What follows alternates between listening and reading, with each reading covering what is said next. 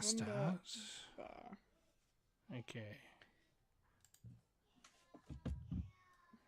And right.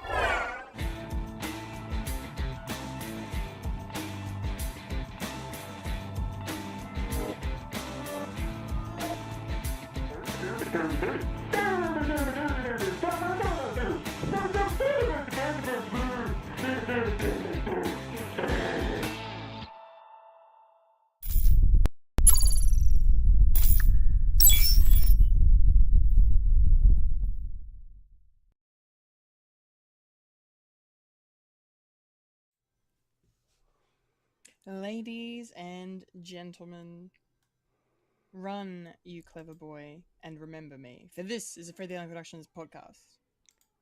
Run, rabbit. Run, rabbit. Remember run, me. Run. And cue the music. I will. Don't tell me what to do. I don't know what we're yelling about! We came, we saw, we kicked its ass! Finished. Wait a minute, Doc. Are you telling me you built a time machine? What, a DeLorean? The way I see it, if you're gonna build a time machine into a car, why not do it some style? Who is this? What's your operating number? Conversation anyway. Look, we're gonna have company! Loud noises!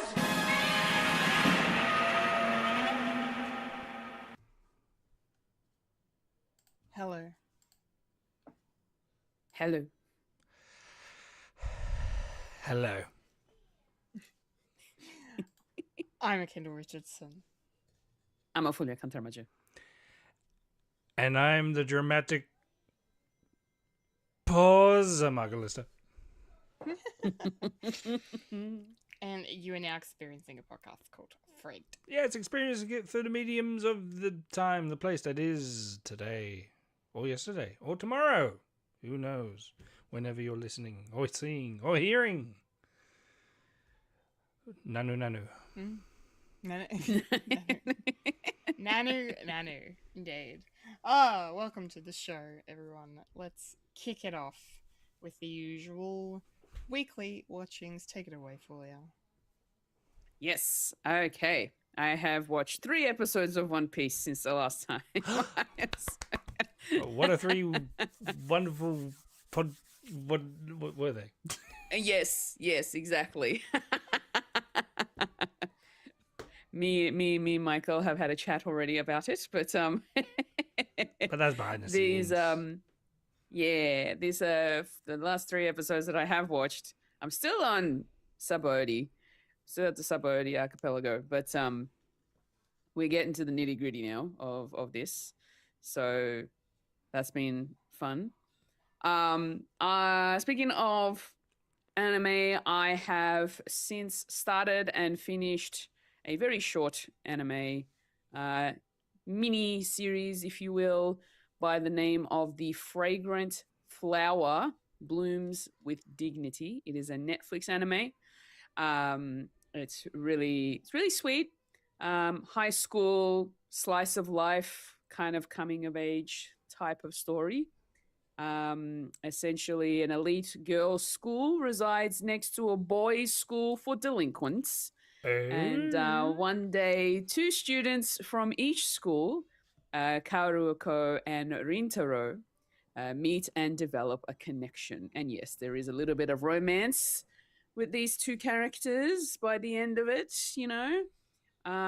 But it's a really interesting and sweet story. You know, it's one of those kind of stories where essentially the message is don't judge a book by its cover. You know, Rintaro, even though he goes to this boys' school for delinquents, he's a very tall boy, very tall teenager. He ended up dyeing his hair blonde and got piercings on his ears because he wanted to look cool. But for whatever reason, anybody who comes across him, that like strangers that come across him that don't know who he is or they don't get to know him, think that he's really scary. Just by the way he looks. Unfortunately for him, he just doesn't smile much, and he always looks grumpy. So that's kind of the reason why he looks like he could probably beat someone up. But in saying that, he's actually a sweet guy, very caring, and, you know, not at all violent either, not aggressive. He's just misunderstood. So that's really cool. And then, yeah, the other character, Kaoruko, she is a teenager, same age as Rintaro, that goes to the elite school that's next door, which is a girls' school, by the way. And she's very smart, also very caring, kind of shy, actually, very shy girl.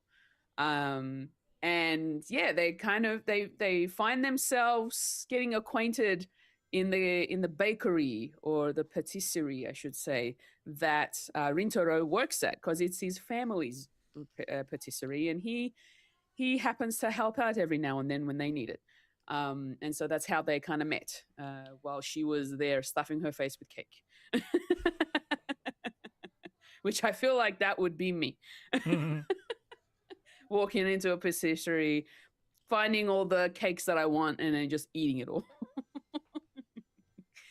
Because I love cake. So yeah, really sweet story. Definitely worth the watch. It's literally 13 episodes.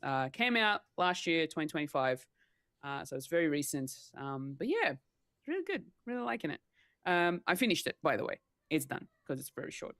I'm not sure whether they'll bring out another season. I'll have to look into it. If they do, I'm more than happy to see more. But I feel like the way that they ended it, it was more of a, that's pretty much it. Kind of an ending, you know? But they've got room to add on, to tack on if they wanted to. So that's fine. Another Netflix show, or I should say not really a show, a Netflix thing that I watched. I sat down and watched Marty Life is Short today on the day of recording. My gosh, I love that man. Martin Short is hilarious, and just a sweet human being. And the fact that he comes up with all of his comedy not through pain and suffering, but just because he's had a really happy life. And he just kind of goes from there and sort of brings that kind of energy out. And it's just wonderful to see in anyone, to be honest, like especially when it's an entertainer. He also mentions that he's an actor that does comedy. He's not necessarily a comedic actor, if you can sort of understand the difference. And that was really sort of a nice little explanation, I guess, to how he goes about his roles. And he never actually started off as being, doing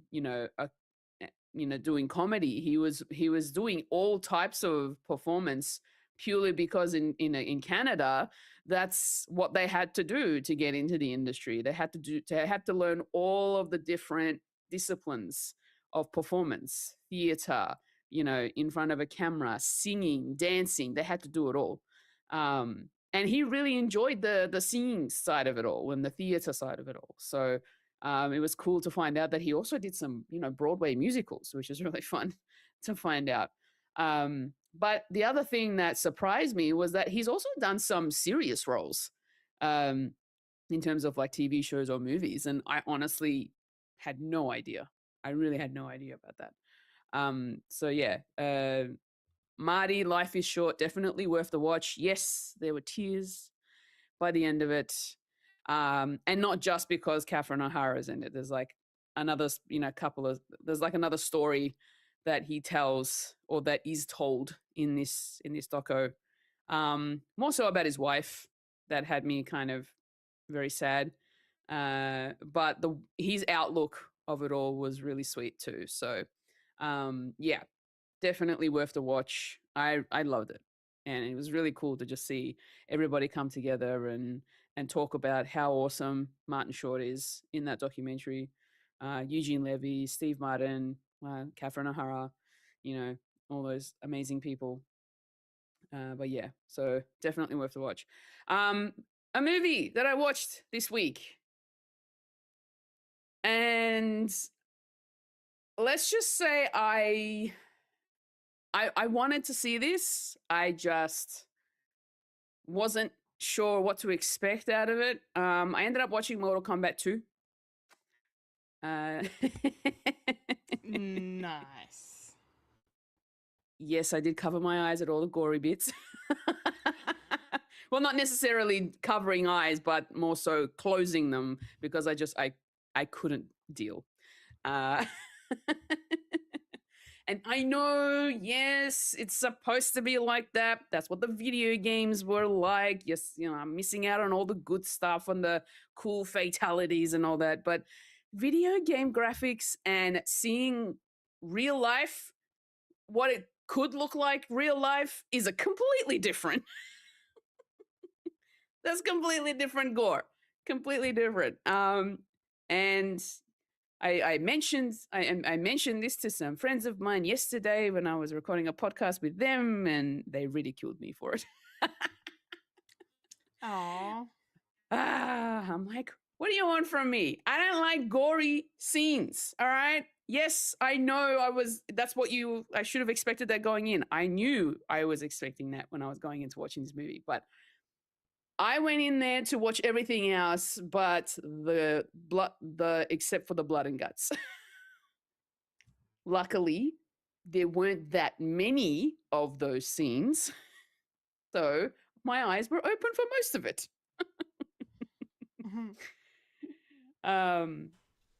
Sound effects definitely just Squelch. Snap. Squelch. gosh. Squeeze. No. Let's saw. Let's just put it that way. It's not. No. Static. In one place. Circular saw. Oh. And that's all I'm gonna say. But yeah, definitely a popcorn movie. Not exactly story heavy, to be honest. There is story, but I was like, cool. Johnny Cage was fun to have on screen, but the fact that fate was on his shoulders for him to be the one that's part of this, and then he goes out in the first round, which is bloody stupid, but Yeah.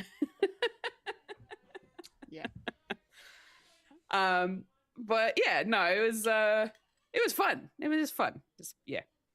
That's all I can really say about Mortal Kombat. But anyway, that is all I have watched this week. Excellent. A lovely smorgasbord of watchings from Fulya. This is excellent. Thank you for sharing. You're welcome. Mike. Hello. What have you been watching this week?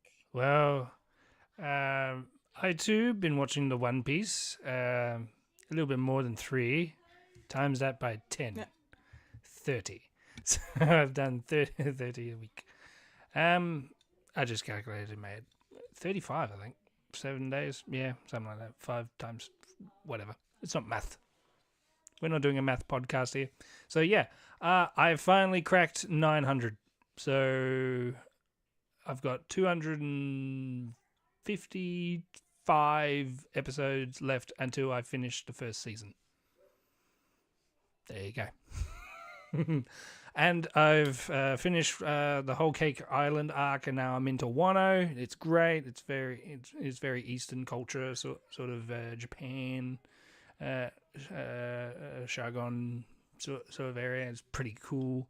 A bit hilarious. Luffy, he's got the, like, they're all like wearing garb, like kimonos and all that, and Luffy says, you know what? I need that sword. And he grabs the sword just to complete the look. And he's never wielded a sword before. So what's Zoro saying about that? He was there the first time he was fighting with the sword. He's like, that's not how you use a sword. So hilarious. just punching people with the hilt because he's just holding it. It's fun. So good. Yeah, a lot of fun. Yeah, that's all I can say without spoiling too much of it, because there's a lot of stuff has happened between Sabodi Archipelago to here. I was going to say, by the time I get there, I'll probably have forgotten. That's all right. I will say, because it's funny that, because when we were talking about last week, that Trafalgar Law, you got introduced to Trafalgar Law, and it's Matt Mercer. And it's funny that there's a little flashback with Ace, and it's there's a Travis Willingham from as well. And it's a big cast of Critical Role, because also they're bringing back another person from the what do they call them, the bad generation, the sport generation or something like that. You get to see them all with all the others, and this person in particular is voiced by Taliesin Jaffe, who's also from Critical Role. So it's like everyone's here. The worlds are colliding. Wow, everyone's here. I gotta go watch Ace Attorney, and that's Sam Riegel. Objection. Anyway, yeah, so that's a bit of fun.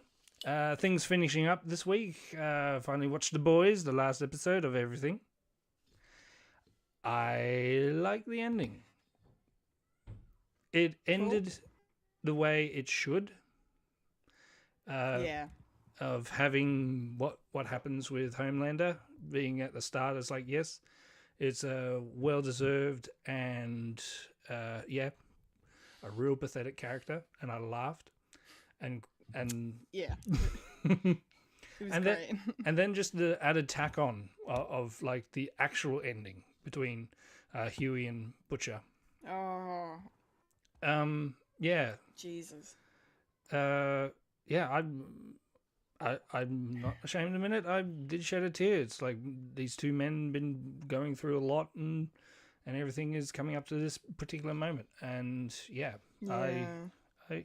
I did enjoy it, and yeah, they are setting up for possible spin-offs of what to do with it, and also what we're going to talk about later on with Vought Rising.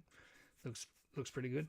Yeah, just a lot of a lot of open ends, but all the stuff that needs to be finalized is done within the boys. Yeah. Not sure about the sidelining of the Gen V characters as well. I mean, I just think they didn't know what to do with them. Yeah, it was an odd situation because they couldn't really do much with them. I think there was plans for them to set up to be more of a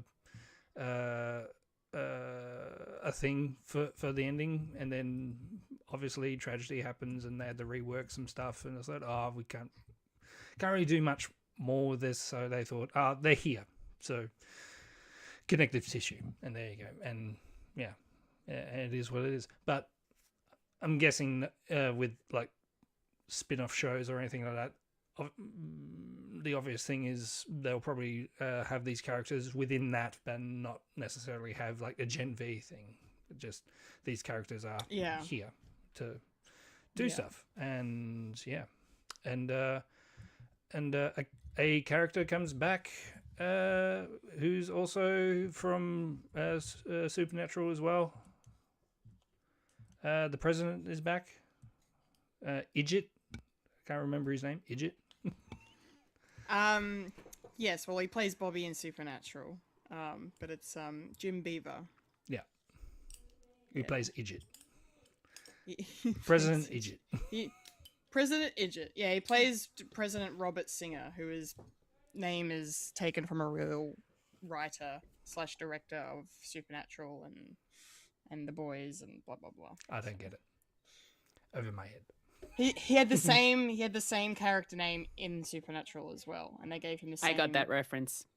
Yes, Fulya gets it. All right, Captain America, settle down. We've all seen Wizards of Oz. Yeah, so that was great. Also, during the week, I watched a Star Wars on the big screen because it's been 6 years since anything like that has happened. I thought, I'll watch it, and they did an old-fashioned midnight screening, and I thought, you know what, I'll do that. I'll bite the bullet and try not to sleep. Little micro sleeps in the middle of it, unfortunately, but yeah, I watched it, and I got this guy. Hey. I got a little Grogu that's holding a bucket, and the bucket's empty. Very cool. Yeah, because I figured the best way to like take him off, and then I can attach him to a backpack, just hanging off my backpack. So, because all the other stuff is like, no, I don't really need that. but while I'm here, and the kids will probably get a kick out of it, having a little Grogu, little baby Yoda, and yeah, overall, yeah, it's all right, I guess. Just all right. Yeah, it's just all right. I sort of said my piece, but we're going to have a popcorn culture probably next week. If that happens. Next episode we'll do a deep dive into the film. Yeah, and I think I've already said too much the last time we met, and I thought, it's fine. Oh, it's fine. It's fine. It tickled an itch, I guess, but nothing right home for. With my anime watching as well, I forgot to mention. I haven't really been watching much. Been playing catch up. Been watching Blue Box. I've got like 5 episodes left, and yeah, I'm noticing, and it's fun. I'm seeing the formula for this. There's always a beach episode. There's always like a culture festival episode. Yep. And yeah, I'm seeing patterns. I like seeing patterns, and I thought I could write one now. Although I will say, in the Fragrant Flower, they have all but the Culture Festival one. So I'm missing out. But they're two separate schools, so that it's not like you can really combine them. Yeah, that's true. Because I was also watching. I actually finished it, and I didn't really want to talk about it because it involves my pet peeve of the love triangle. But coincidentally, Blue Box is pretty much a love triangle. But I did admire that it's a different way of doing it. Of just one of them just confessing that they like them, and instead of going, oh, it's embarrassing. No, she's being more emotionally mature about it. So, but it is to be seen. She's open about it. Is to be seen of how that is, because it's sort of showing the cracks. It's like, oh, you can get really hurt if you do this, sort of thing. So I'll keep you posted when I finish, and that'll be next week. The other one that I was going to talk about is I need to get the names right because it's a very elaborate name. More Than a Married Couple, But Not Lovers. If you've seen that one, Fulya. More Than a Married Couple? Yeah, it's called More Than a Married Couple, But Not Lovers. And a lot of titles are alike. I don't think I've heard of this one. Yeah, I watched that one. I watched an anime that Fulya hasn't. That's weird. A little bit more raunchy than most. And the premise is kind of weird because it all takes place in a high school, but they're doing a class of being a married couple, and I can see like the logistics. This is not on. You would not do this. Seriously. Okay. But interesting premise, dare I say. And yeah, I can't really add too much to that if you're interested in it, but I don't think you might be. I'm just reading the IMDb description. It says high school student Jiro gets paired with Akari Watanabe, a gal who finds him repulsive at first, but they agree to attain enough points so that they can switch partners to the people they really like. What? Yeah. Like, I wanted to go for, like, Okay. crazy premise sort of stuff, and this came up, and it's like, yeah, I'll give this a go. Because... All right. Yeah, there's a lot of Funny. will they, Okay. and then, yeah, it all takes place, and everything kicks off when they have their first kiss by accident. So... Accidente. Yeah, so... what was it? It was only like 2 seasons of that, I think. Yeah, I think it was like 2 seasons. So it's I think like, it's one. Oh, one? Just 12 episodes? 12 episodes, yeah. Yeah, so it was a short one. It was like short, weird premise thing, and this came out and I was like, oh, okay. And yeah, a lot of fan service. I was like, nah, I didn't need that. And the story is a bit, but sort of charming by the end. Didn't really have much of an ending, and the story still is still going with the manga, and I'm not sure if I'm continuing with it or not. I don't know. I've been finding that a lot of them sort of finish their story in the anime, and it's up in the air if they continue on with it or not. So not sure about that, because when I finished Comey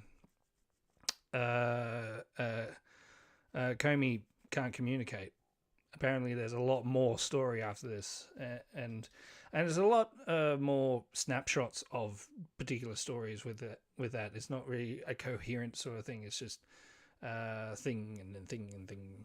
Yeah. But I haven't got the time to read manga really.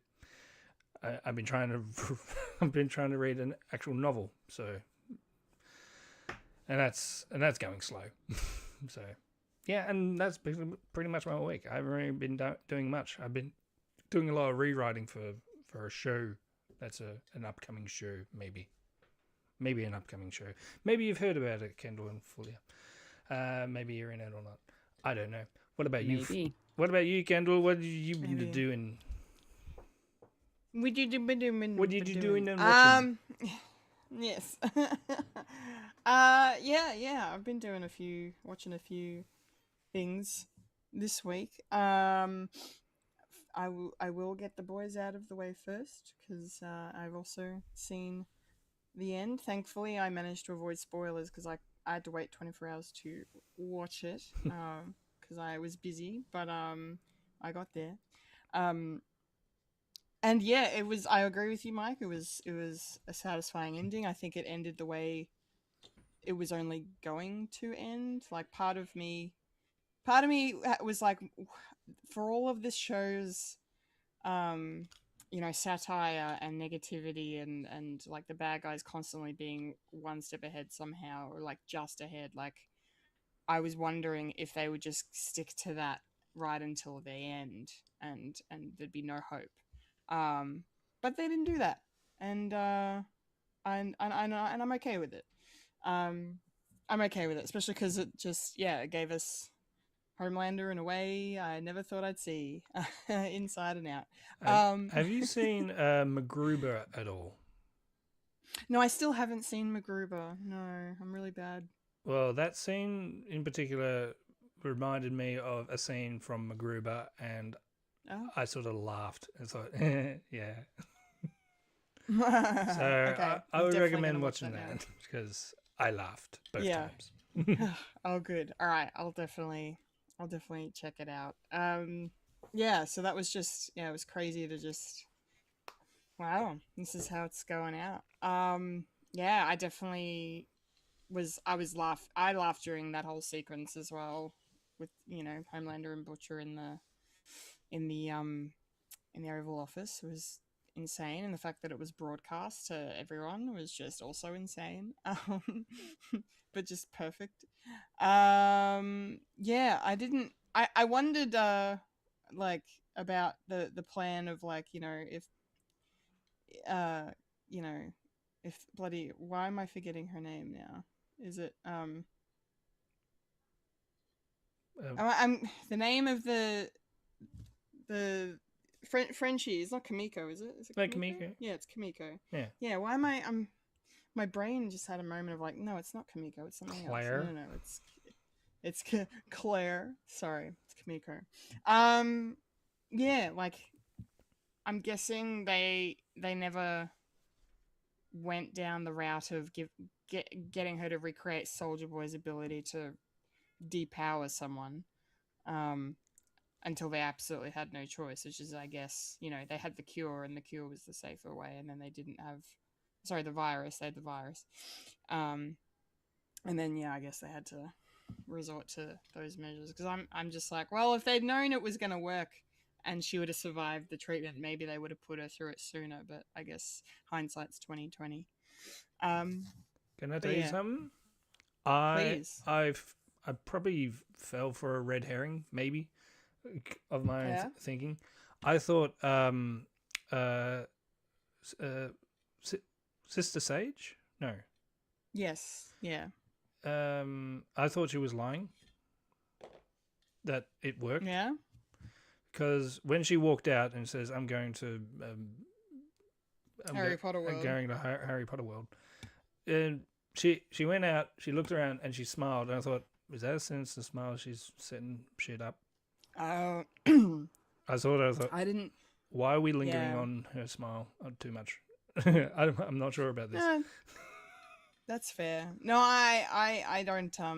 No, I bought that as she hated being the smartest person alive. She hated it, and there's a reason she kept lobotomizing herself just to feel normal, I guess, or feel something different, and so I feel like that was just her getting to have her last moment on screen in the entire show, and then also like here's a woman who's happy because she's made choices that have led to something she wants now, and she can go and live her life. Yeah.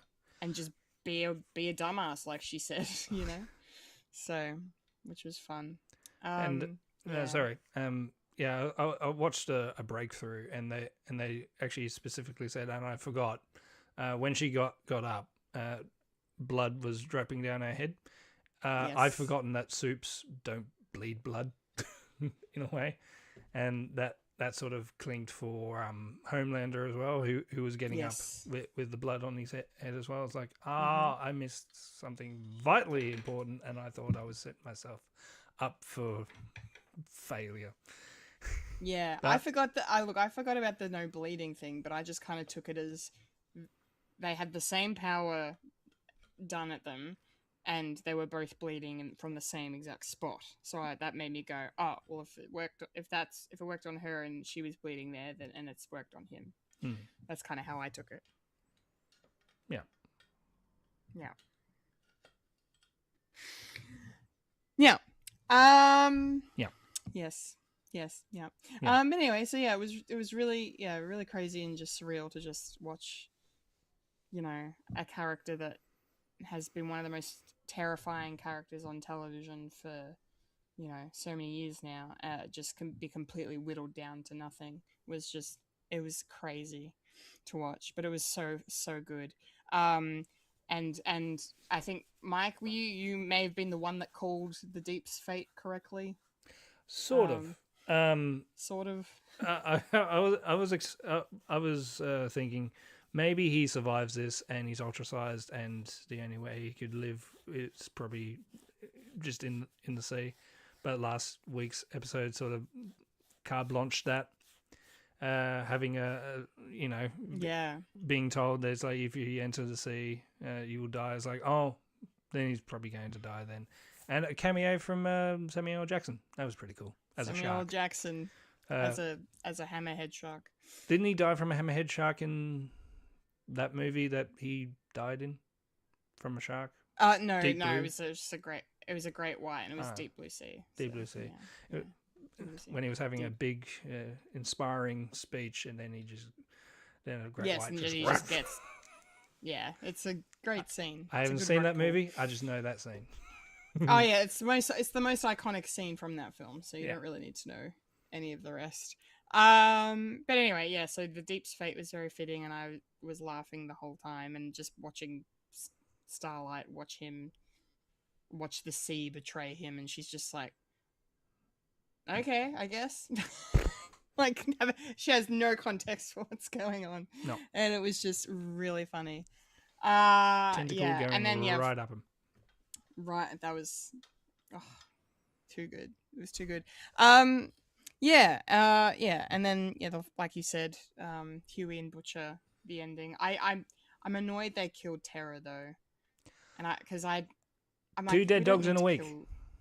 Two dead dogs in a fucking week in our superhero content. I do not need this, and I was crying again over an animal, in fiction. But I didn't really get why Terra dying was the straw that broke the camel's back for Butcher and made him go, right, if this dog ain't fucking living, then I'm not fucking living either, and fucking Soups are fucking dying. Blah, blah, blah, blah. Like, Nothing what to the live hell? for.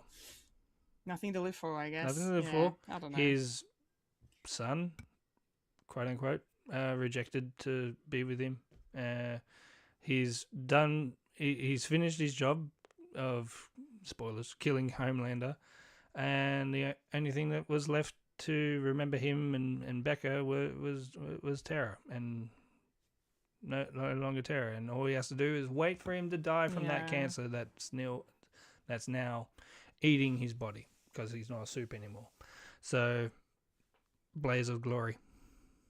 Yeah, but then the fact that it meant that, you know, I mean, I'm sure he knew Huey would come after him, and I think he pretty much says as much during their final conversation. But yeah, that was a harrowing scene to watch, and just the flashback to his brother as he hesitates, but then Huey doesn't, you know, realize he's hesitating, or he has to take the shot anyway, and it's like, oh my god, yeah, it was so emotional, but it was done really, really well, and yeah, they've set things up well for the Vault Rising. prequel, which we'll talk about later. But yeah, I can't believe it's over. Hmm. And yay for Huey and Annie having a baby and still doing the fight, still fighting the good fight. So, and Kamiko got to go have her French pastry in France, just with no Frenchie. And a dog. So, yeah, and her little dog, that was cute. And a little dog too. Little dog too. And then but then fucking Mother's Milk adopted Ryan by the looks of things. Yeah. So And got back together with his ex. And yes, that was a nice ending for him. I think that's the perfect ending for MM. circle. Yeah, definitely. Yeah, The Boys was great. I'm gonna miss it. I'm gonna miss it so much. But I need to do a rewatch. I'm glad it exists. But I might wait until Yeah, till the rewatch kids will are definitely gonna do a rewatch for sure. Yeah, one day. All right. What else did I watch this week? Just to catch you up, I'm in season 3 of ER now, so that's still going. And the young version of Dr. Robbie, Noah Wiley's character in this, John Carter, is now a doctor. He's actually earned his doctor title, and he's not having a great time. Literally in the first episode, they're doing a trauma in the emergency, and then he's tasked with doing some tricky procedure trying to save someone's life, and then he's like, somebody get me a doctor, and then like one of the nurses goes, you are the doctor. like oh shit. So but yeah, but it's still I'm still really loving it and having a lot of fun. Kirsten Dunst was in a random episode I watched the other day, which was weird because she got featured as a guest star like in the credits, but then she's literally only in it for like 1 minute. And I was like, well, that's probably because she's just done Jumanji at this time, and she's already got her Oscar nomination. I think she had an Oscar nomination, didn't she? Or she got some award nomination for her work in Interview with the Vampire, at least, anyway. But she was on the up and up, so I guess they're just like, oh, Kirsten Dunst is doing TV's ER. Let's promote it. She was there for a day. She was there for a day, and then fucked off. But yeah, I'm still really enjoying it, so it's a lot of fun. And then I haven't seen Mandalorian and Grogu yet, but I have been doing some homework for the film, because my wonderful partner had not finished watching the original show, so and we both want to go see the movie together, so we decided to look up a list of like essential episodes from season 2 onwards, because he's seen season 1 and he knew for a fact he'd seen season 1, and then I picked a few episodes based on internet lists, and I was like, okay, these sound like they're essential, and then we start watching season 2 and not knowing what he's seen and hasn't seen, and then he gets like 5, 15, 20 minutes, whatever it is, into it, and goes, seen this, and then it turned out he'd seen every episode in season 2 except the finale for some reason. But he had, so we watched like 4, I think like 3 or 4 episodes of season 2 and before we got to that realization, so that was fun. But it was fine to rewatch because there's some, we got to rewatch the introduction of Bo-Katan and Ahsoka's introduction, like how good of an episode that is. The destruction of the original Razor Crest and the reintroduction of Boba Fett as well, like that. So there's a lot of good stuff in season 2. And yeah, it was good to watch because he knew about Luke's appearance in the finale because the internet is going to be the internet. But he hadn't watched the episode, and it was good to rewatch. And so. Yeah, and the last thing we watched was actually the first episode of the Book of Boba Fett that Mando is in, which is called the Return of the Mandalorian, and that's the one where he gets the Naboo starfighter as his new vessel. And when I say I cried again, of course I cried again, because I'm just like, it's my childhood. Watching it, and I said, I looked over at him and I said, "Do you recognize where he is?" And then he was like, pod racing. I'm like, yeah. And then I'm just like, oh, childhood. It's so the member berries are fucking addictive in that show. But anyway, so yeah, so we're gonna watch a couple more episodes of Book of Boba Fett, and season 3. We'll probably watch like half of season 3, maybe 3 episodes. Yeah, and then hopefully we'll be ready to go see the movie this week. So, but it's been fun revisiting it. You know, I forgot how good Ludwig Göransson's score is. Like, that's been one of the best things to revisit, as is the soundtrack to these episodes. Like, absolutely phenomenal stuff. Like the scenes with the Dark Troopers, if you guys remember the Dark Troopers that Moff Gideon let loose in season 2, and just the use of like electronic sound design with them and integrated into the score, and it's just fucking cool. Yeah, and then Luke's theme being introduced at the end of season 2 as well, and yeah, it's just so cool. So yeah, it's been fun to revisit The Mandalorian. And then the last thing I'll mention quickly, just because it's a complete Loud things, right? Actually, I wanted to also mention, I forgot how cute it is. During that one scene where Mando keeps saying Grogu, and then Grogu goes meh every time. Meh. It's just like, the cutest thing. I love it. Grogu, not anyway, Baby Yoda. Grogu. Stop Not calling him Baby Baby Yoda. We don't call him Baby Yoda. John Favreau doesn't like it when you call him Baby Yoda. Too bad. So yeah, the last thing I watched, because Lego Batman came out this week, the new Legacy of the Dark Knight video game. Yep. Which, as a heads up to y'all, I will be playing with the boyfriend in a 2-player situation. I'm of jealous. course. And he's being very polite and waiting for us to both be free to watch it because he downloaded it yesterday. But he's got Forza Horizon 6 to play, so he's fine. He's fine. But we're on a bit of a Lego kick, and we decided to watch the Lego Ninjago movie. Ooh, yeah, I haven't seen any of those. What was that like? Well, yeah, so there is a series, but I don't know how this connects, or if it's like, if the series is like a follow-on from the film, or it's vice versa. But I haven't seen any of that. I've only seen this one film. And like, you know, it was during that time when they'd done like, you know, the 2 Lego movies and then the Lego Batman movie, and then we have this. And this is sort of like the black sheep of the Lego movie family, I feel like, because it kind of went under the radar a bit at the time. It didn't blow up like the other films, and that's probably for a good reason. I wouldn't say it's as good as the others. It might be better than the second Lego movie, maybe. I mean, there were parts of it I really enjoyed. Like, it's got a really good voice cast, like Jackie Chan's in this, which is really cool. Justin Theroux gets to be like one of the funniest villains in animated history in this film, and I feel like more people need to be aware of his performance in this movie. He's so funny as the bad guy, whose name sounds like Ganondorf, but I know it's not Ganondorf. But it has a similar name.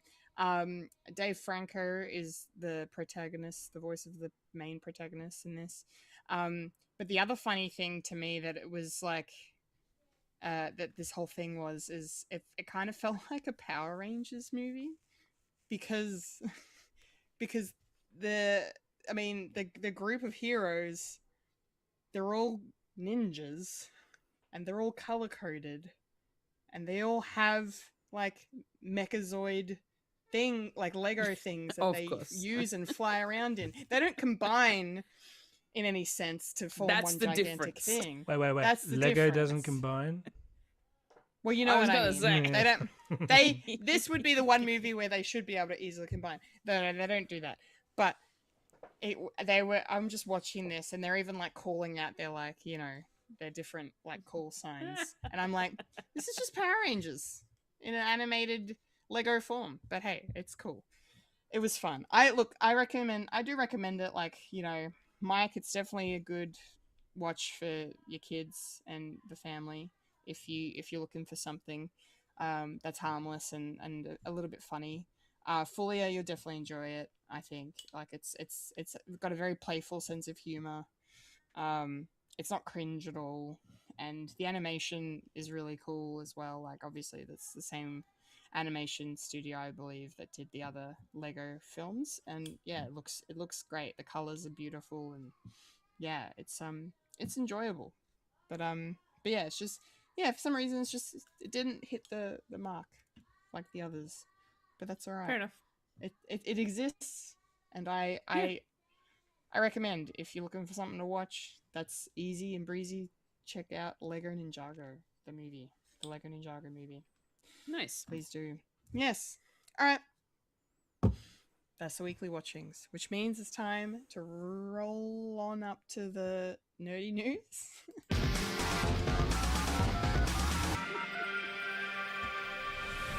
This is the news, the nerdy news. The nerds that talk about the nerdy news. That is us who talk about the news that is nerdy. And now the queen of nerdydom, the hostess with mostest, Kendall Richardson. Take it away, Kendall. Just Grogu in the corner of the frame. Yeah. Nerdy news. Okay. Alright, so nerdy news this week, very quiet. But there was one thing that happened this week that we should definitely mention. Speaking of nostalgia and our childhood, a little piece of that passed away this week in the form of the legendary voice actor, Tom Kane, who sadly left us. After a battle with illness, he suffered a stroke a few years ago and was forced into retirement from voice acting.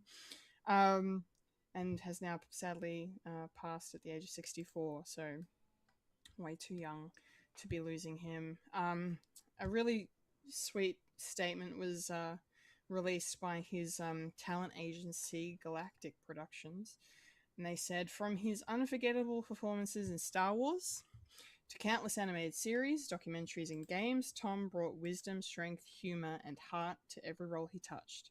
His voice became part of our lives, our memories, and the stories we carry with us.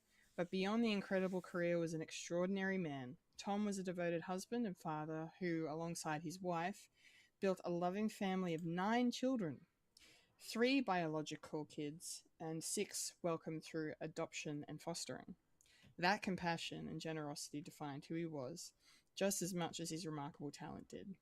Though his voice may now be silent, the characters, stories, and love he gave to the world will live on forever. That's really beautiful. I didn't read that before then. That's a really well written statement. Shout out to Galactic Productions for that. Yes, so we grew up with this man. He's Professor Utonium, for God's sake. Like, come on, Powerpuff Girls, anyone? I got a bit emotional and surprised about when I saw his passing because I followed Tara Strong on Instagram. You know, we all know her on this podcast, and Bubbles, Harley Quinn, etc.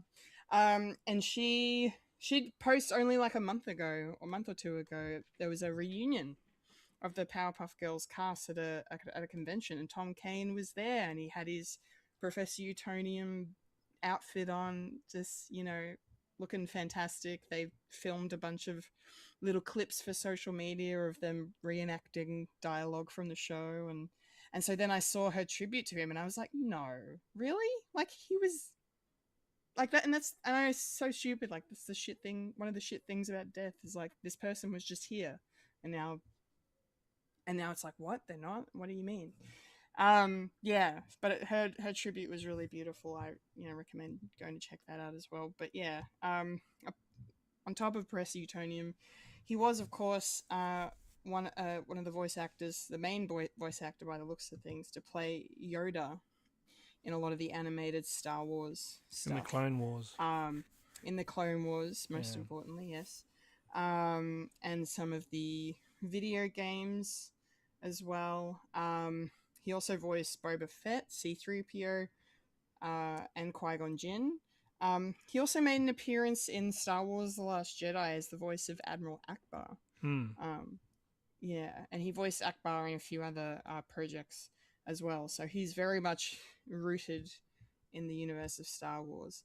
For horror fans, he actually did a voice of Dr. Loomis in the Halloween franchise in a few projects there as well.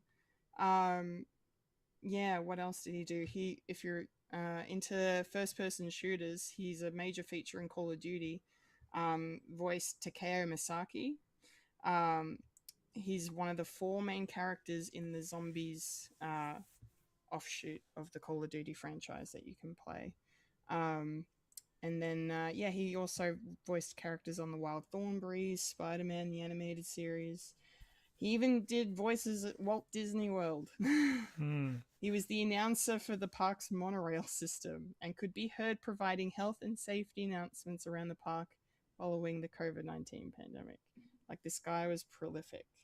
And we're sad to see him go, but my God, he's never going to be forgotten, is he? So, rest in peace, Tom Kane. We will miss you. Fulya, do you have any words for the late and great Tom Kane?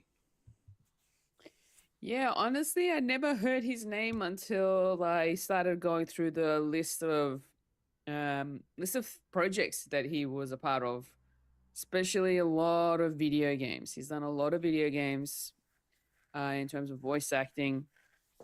He's even done like specific IP branded video games as well. Star Wars, Kim Possible.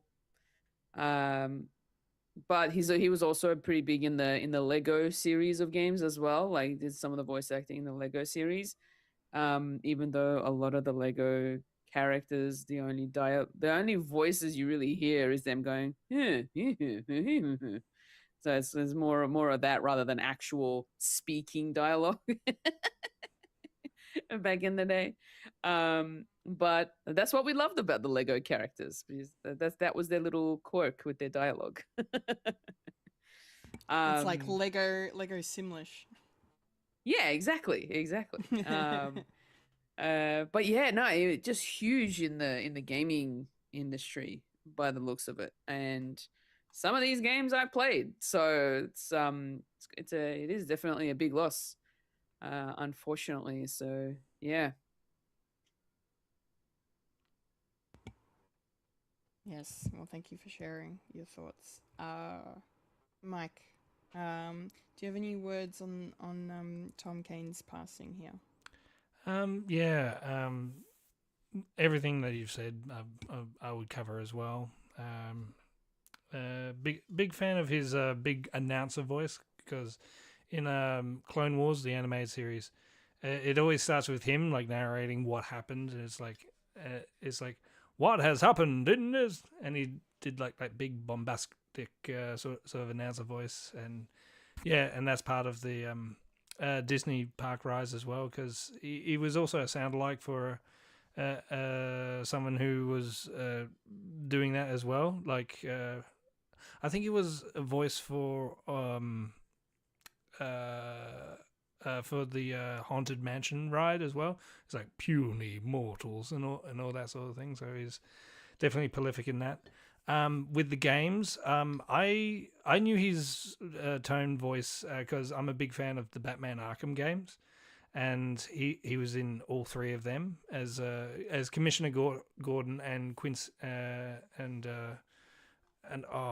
what's his name, Quince, something Quince. He becomes mayor later on, and it definitely had that same cadence, and it was fantastic. Yeah, he will be missed, and yeah, he did Yoda, Qui-Gon Jinn, and Admiral Akbar. So yeah, I can't really add too much. Rest well, sir. You've done enough. Have a rest. Yeah. Yes. He will be missed. Absolutely. All right. That's all we have for the news. Let's see if Trailer Park will perk us up a bit. Let's roll on up to the Trailer Park. The trailer park. Rolling up to the trailer park where we all park all the trailers. Yeah. Arr! All right, well, it's Trailer Park time. And we do have some interesting and cool things here to discuss. Starting with the highly anticipated season 2 of the live action adaptation of Avatar: The Last Airbender. Yeah, really good to see a full trailer now. We had a little bit of a teaser a little while ago, and now we've got our sort of our story trailer, if you will. I'm so glad. It's so funny because One Piece for me, I'm watching it as the live action. I'm not seeing any of the anime, and I'm not whatever. But with Avatar, I've seen Avatar. So I've got like the different perspective on this now because I'm watching this trailer and I'm like, it's like Dorothy at the end of The Wizard of Oz. You were there, and you were there. Like everybody's here. Like I recognize everything, all the references, all the storylines. Like I'm really excited for this because season 2, like as much as I enjoyed season 1 of the animated show and enjoyed for what it was, the live action. Like it wasn't the worst thing ever. But season 2 is like really a massive turning point. It really is the Empire Strikes Back of this 3-season story, because you've got the stuff with Zuko going on. We get to see the blue mask here in this trailer, which is really cool. And then Azula is front and center in this trailer as well, and I'm really looking forward to the live action version of her. We even got glimpses of the finale, the final episode of season 2 here. The confrontation with her and Aang and Shh, no spoilers. all of that. No spoilers. Pretend that you haven't seen it. Shh. I mean, I don't know what you're talking about. I'm hallucinating. It's fine. And then of course the very iconic "There's no war in Ba Sing Se." I'm so excited for the Ba Sing Se story to come to life here. It's going to be great, and we got our first proper look at Toph, and she looks great to me. I have no notes on this. She looks awesome. The way she's moving herself, and the way they've made her look. Like they've done a really good job, I think, in terms of the aesthetic look of this show, in terms of making everyone look like their animated counterparts, which is something that obviously superhero adaptations do really well now. They didn't back in the day. Now they do. Now, because no one's afraid to because they understand we want it to look like the thing that we watched. So yeah, but no, Toph looks great. I'm excited to see more of her, to see more of the gang, and I can't remember if this is the season. I think this is the season where they do Appa's Lost Days, isn't it? Or is that season 3?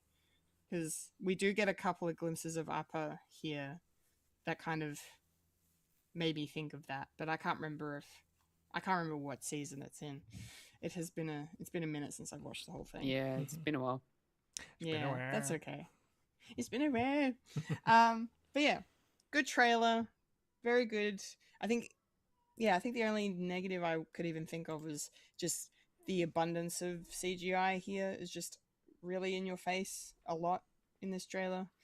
I don't know. It just looked very. I don't know. There's something off about it. I don't know. I want don't know. real But, bending. Yeah, I went real bending. Yeah. No, it was more the backgrounds. A lot of it wasn't the visual effects of the air and the fire and the water and the earth bending. Like that all look cool, and Appa looks great. But for some reason the backgrounds, something was off. I don't know. There's no war in Ba Sing Se. It's fine. Yeah. Don't worry. I can't wait. Don't worry. I can't. I can't wait to watch it. Regardless, I'm looking forward to this for sure. What about you, Fulya? What did you think of this trailer? Oh, I am excited. I am so excited for this. Been waiting a long time. I mean, it's been 2 years since we last saw season 1, so now we're getting season 2 finally. I am very keen to see Toph, to hear her speak as well, because I don't think she really talks too much in this trailer from what we've seen. But it's going to be really interesting to see how it all comes to life, how it all turns out, and if it works. I think it will. Well, at least I hope it does. We did get a little moment of poor little Momo just kind of curled up in a ball. Poor little Momo. I know. I can't wait to see more of the Kyoshi warriors. They're awesome. Yeah, I love them.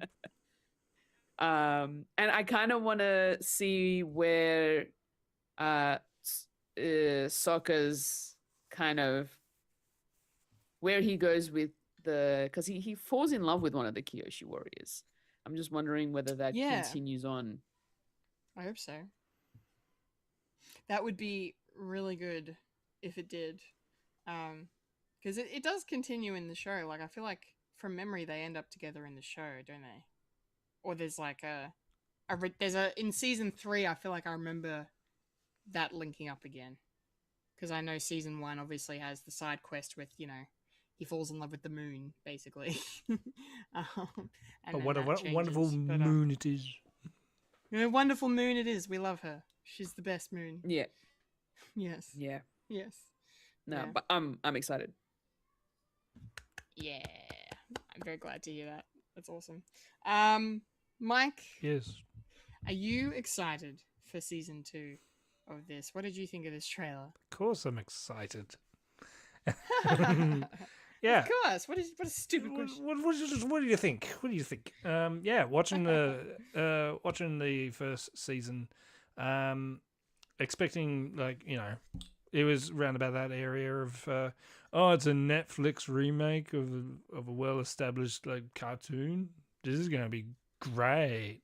But it was fine. It was fine. It just it ticked all the boxes, and it wasn't full on it's the best thing ever, but it was acceptable. And I was worried that it was going to be a one and done, and no, they said, you know what, we'll do all of it. So that's what I'm expecting the second season to be like. Yes, a continuation. Also, worried about if they're going to continue on after the story arc being a bit of a downer at the end. I think because they sort of film these two back to back, and I think they're still filming at the moment. So we're definitely going to get season 3 next year. So I can't wait to watch Empire Strikes Back again. So and there's no war in Ba Sing Se, and not my cabbages, and all the yes, tie-ins. Bring back the cabbage. Bring man. back the Absolutely. cabbages. Bring the cabbage. My cabbage. I can't wait to see more Iroisms, Uncle Iroh. Yes. Yeah. Oh, we get one little quick shot of Uncle Iroh in this trailer as well, and he doesn't look happy, and I'm gonna cry. No. Oh yeah. But I can't wait for season 3. Buff Iroh. Oh. Fuck you. Eat the rice. Eat the rice. Bench press. Oh, he's got to be bulking up for that. You better. I want you not for what Christian Bale did for the Machinist to the Batman, and he was too big for the Batman. Yeah, so I can't wait for this. So when is this coming out, Kendall? Yes, well, it's coming out very soon. We only have to wait basically a month for this. It will be out on the 25th of June on Netflix. Oh my god. Yes. 1 month. How am I going to fit it in? I still got. Yeah. Oh, you fit it in. I still got One Piece. I still got. You'll make it work. A lot of movies are actually I'm coming out sure. that month too, so it's annoying. Yeah, things are ramping up. We're heading into summer movie season Blockbuster. for America. So all the big Goddamn shit's America. coming. Yes. All right. Next trailer is another look. We've already talked about a little teaser. Now we've got a bit more of a trailer for this. It's Lanterns. Yeah, give it to me now. I'll happily take it all in my veins. Thank you very much. This looks really cool. We don't condone drug really, use really on the podcast. Yeah, we do. No, God, no. How God, dare no. you? God, no. Yeah, Lanterns, yeah, looks great. Definitely have been intrigued with this since it was first announced, and, you know, we got a nice little glimpse of it. But here now we're kind of getting more idea of the story a little bit, and it kind of seems like, I mean, like, obviously we knew that Hal Jordan here, played by Kyle Chandler, we knew that he's an older Hal Jordan, and he's had the ring and the powers for a while, and Jon Stewart's here, and he's a bit younger, but it kind of looks like they're setting up a bit of a conflict between the two of them for the ring, which I find really interesting, and that's not exactly what I was expecting with this one. Just based on the fact that a lot of it, the marketing, a lot of the implications were that it was a buddy cop sort of situation, which it still kind of does look like.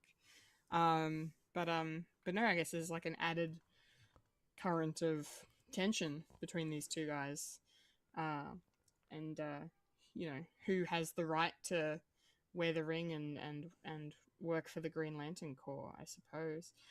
It was fun to see what the ring can do here in terms of the abilities, like with you know, modern day visual effects, and the random scene of him turning it into money in the bar was a bit fun. But yeah, I'm really looking forward to this. It just looks really cool, and I don't know too much about Green Lantern mythology outside of the Ryan Reynolds film, sadly. But we don't talk about that. And yeah, I'm obviously down to see more of Guy Gardner here too. Nathan Fillion, we already knew was going to be in this, and now we get to see a glimpse of him in the trailer. I doubt he's going to be a big part of the story, but if they're clearly going into the Green Lantern Corps at some point, then there's obviously going to be some kind of mention of him. So I don't know. I'm really curious to learn more and to see what this is all going to be about when it comes out. So I think the Guy Gardner thing is going to be the collective tissue for the DCU, like Stan Lee. You know, he was in Peacemaker, and it's probably going to have the same runtime of his cameo in this. Maybe it's just going to be the universe is connected, and it's Nathan Fillion. Thanks, dude. yeah, he's the new He's the Stan Lee of the DCU. And I'm honestly okay with that. If it means I get to see Nathan Fillion In a ball on our screens, yes, in that horrendous bowl cut, I'll take it. It's fine. It's absolutely fine. It was fine. Fulya, what did you think of the Lanterns trailer?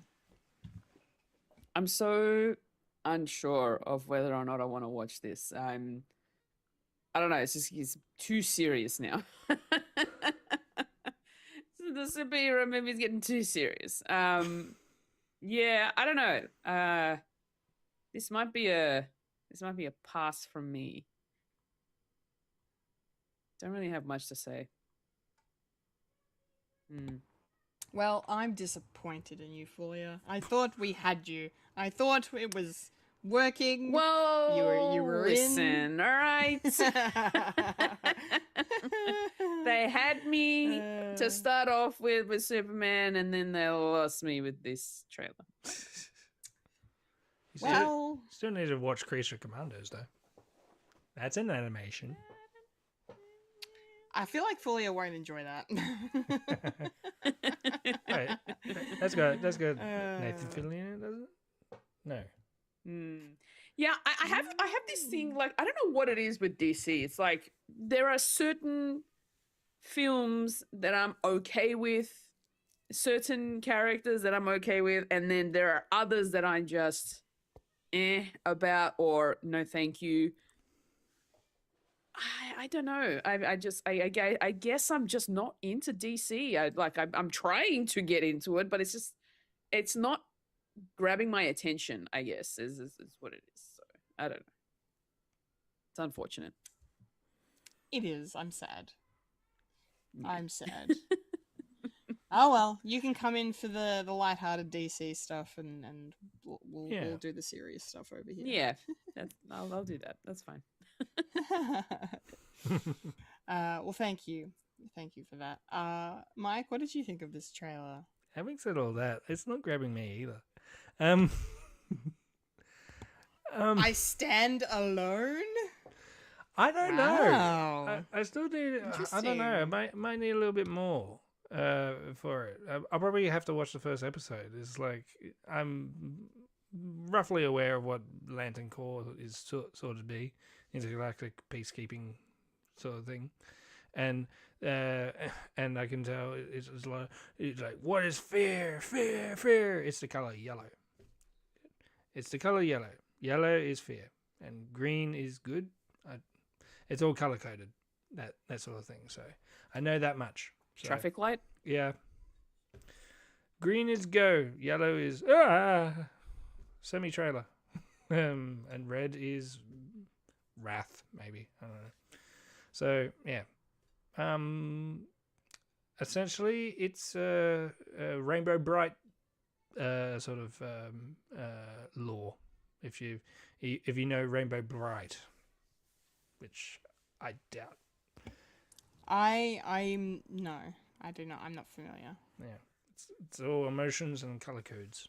So, and yeah, watching this is like I get it. I can't get people complaining. It's like, why is the suit brown? Why is everything brown? It's supposed to be light green. Maybe it's a final arc thing, and then it's going to be dust off, big green, big punch up. I don't know. Do I need this in my life? I don't know. As I said, I'll probably have to watch the first episode, and yeah, not even Nathan Fillion can say, "Hey, watch this." It's like, I don't know. So when is this coming out, Kendall? Which I'll be watching the first episode. I love how I was like, talking about Avatar and saying, "Oh yeah, no, we want characters that look like the animated version. They're not afraid of doing that now." And then you literally just go, "Why is everything brown? Why is everything like not Green Lantern-y?" Why? Come on, embrace the weirdness. Yeah, you counterfeited money. Great. I want to see like the big fist, in the Superman, Maybe where we it was will. the big fist and the flick and the big fuck you finger from Guy Gardner. I want that. Maybe. I don't know. Sorry. No, you're fine. Hopefully we'll get it. But we'll find out when Lanterns drops on HBO Max starting from the 17th of August. Yes. All right, one more trailer. One more trailer to talk about. And as Mike and I teased earlier on, this is, of course, the first trailer for the upcoming Vought Rising TV series, the prequel spin-off to The Boys. Jensen Ackles is front and center on this one, and I'm just great with that. I'm real happy about it. Although I will say Soldier Boy without a beard doesn't look right for some reason, which is funny. But he looks great otherwise. Like it's obviously this is set in the 50s or I think it's the 50s. Post World War II, and there's a lot of opportunity for some really interesting political satire in this show for sure. And yeah, they're keeping it up with the same blood and guts and the same violence and the same Vought fuckery, essentially, in this. And I'm really, really looking forward to also seeing the return of Ayakash as Stormfront.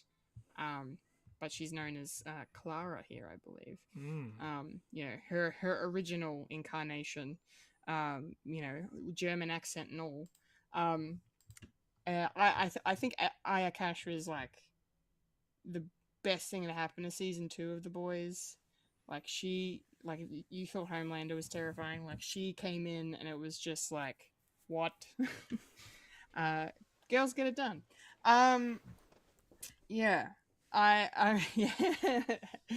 Yeah. So I'm really looking forward to seeing her again, and to learning more about the history of Vought and its earlier days, and just the fucked up shit that these older immortal superheroes did, because they all have V1 in their system. So the stakes will be interesting, and the framing will be interesting, because you know, Soldier Boy is obviously not a great guy, but in the main show, he wasn't really like, when he was introduced, he was more of a villain or an antagonist, I would say. But in the last season, like, I mean, he was just kind of there, and he was adjacent to Homelander, but he didn't really, you know, at the end of the end of his arc was like, you're immortal now, fantastic. I couldn't give a fuck. I'm gonna go over here and have sex with women and do drugs on an island because I'm gonna live forever and I don't care what you do to the world. Like, he's so apathetic, and he wanted nothing to do with Homelander, and that's, you know, how he ended up being stuck in cryogenic freeze, which was just kind of sad. I don't know, I felt sympathy for him for some reason. I don't know if that's the appropriate response, but hey, he was kind of the one character we all thought might turn on Homelander, and then he gave him the V1 in the final season. So yeah, I'm curious to see what kind of protagonist he makes in the show, because obviously the superheroes are the protagonists of this show, even though most of them are the bad guys. So it's gonna be fun. Fun and complex and confusing and fun. What about you, Mike? What do you think of this teaser for Vought Rising? Kind of like it. Period piece. I don't know. It got me thinking of all the flashback bits for, if you've ever seen the Watchmen HBO show. Yes. Had sort of similar stuff with that. How early day superheroes and how they sort of interacting with the real world of the time, and having the sinister sort of take of Vought being early days of like post-war, and Operation Paperclip, or the Nazi scientists coming in, and all that stuff. I can't. I'm going to see a lot of parallels with Captain America and Agent Carter, and you know, Claire could be the Agent Carter who's actually evil, and all that. I think we see with the boys and the end of what Soldier Boy's story is in that. He's still in cryo freeze, so maybe it'll touch on to that, maybe back and forth narrative thing, but I don't know. I think where he is and him not really caring, it's that Greek parable of like walking the earth and you're immortal and nothing can kill you.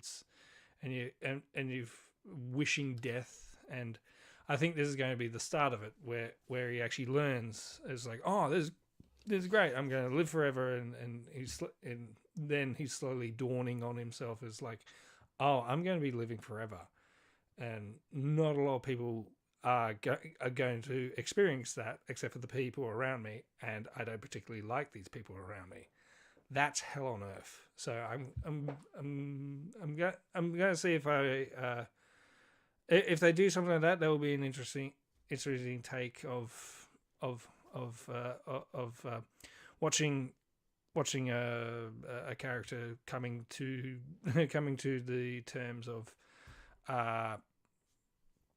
what is it like being immortal and loving someone who is also immortal, but the problem is they're a Nazi. So it's going to be a very interesting show, and this is one that I will watch from one episode to the other.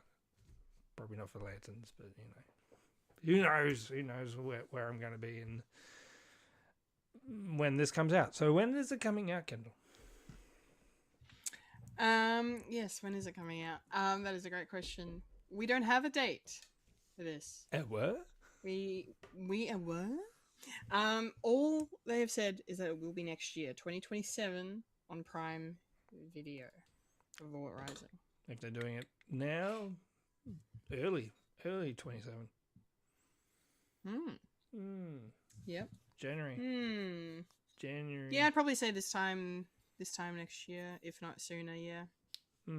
If like you said, if they are dropping a teaser now, yeah, maybe on the earlier side. But mind you, boys just finished, so they probably just released and say, "Hey, there's going to be more. There's going to be more." Yeah, that's true. It could also just be a marketing thing. Yeah. Which is probably why they haven't given an exact date yet either. But yeah. We're still working on Coming. it. Shut up. I wonder if they'll show us the first hero-gasm. That would be fun. Like, Fulya doesn't know what that is. Yes. I don't know if I want to know. Yeah. Basically, superhero sex orgy. It's a famous party that happens once a year. It's an event. Okay. Yeah. Misha Collins' character mentioned it in his episode a couple weeks ago. It's like, I met you. He said to Soldier Boy, "I met you at Herogasm last year or whenever it was." It's funny. It's good times. All right. That's Trailer Park done. Those characters had sex, and they are also in Supernatural. Yes, and now they're in Super Hell together, so it's fine. Yeah. It's totally fine. All right, that's Trailer Park. We're done. We dusted with that, which means it's time for the moment, the section, the part, the place, the thing, the spot, the wibbly, the wobbly, the timey, the wimey. It's time for wibbly wobbly, timey wimey stuff. I know that voice. I know that voice. Talking Who popcorn culture. Talking Who. Hey, we're talking Who. We're talking Who. Season finale. Yes. Maybe. Yes. Maybe? I would actually call the next Christmas episode the season finale for the whole thing. So, because this is a season finale? Question mark? Yeah, yes. Well, it's not the regeneration episode, but it sets up a lot of things. Of course, we're talking about Doctor Who, Series 7, Episode 14, The Name of the Doctor. The name? The name of the Doctor. The Foo Fighters. Yeah. Doctor Who? Yeah. Okay, overall thoughts. Yeah, I really enjoyed this. I really wish season 7 as a whole had been closer to this level. Because there's definitely some ups and downs in this season. There's been some fun ones, some good ones, some not so good ones. But we're ending on a high with the series, I think. So, big tick for me in that column. Yeah, I'm here for mythology surrounding the Doctor and Gallifrey and the TARDIS and finally finding out what the fuck's going on with Clara. I love time travel. This is a fun time travel episode conceptually. Yeah, so I loved the Clara reveal, and we'll dive right into it. once we go around. But yeah, and River Song's here. I love River Song. Like, she's honestly one of my favorite Doctor Who characters. Like, she's just brilliant. Alex Kingston is just a gem, and I need her in my life more. But apparently she's on ER, so I'm gonna see her soon, which is fun for me. But no, I love River, and it was a really cool way to have her in the episode, and a really kind of moving way to also feature her, and the kind of the not pun not intended whatsoever, but this climax of the episode, that scene with her and the Doctor, and I was just like, oh my god, I'm having all of the feels right now. Yeah, so that was great. That was great. And then the return of Richard E. Grant, as the Great Intelligence was also a bit of fun Grant too. Richie Grant. Richie Grant.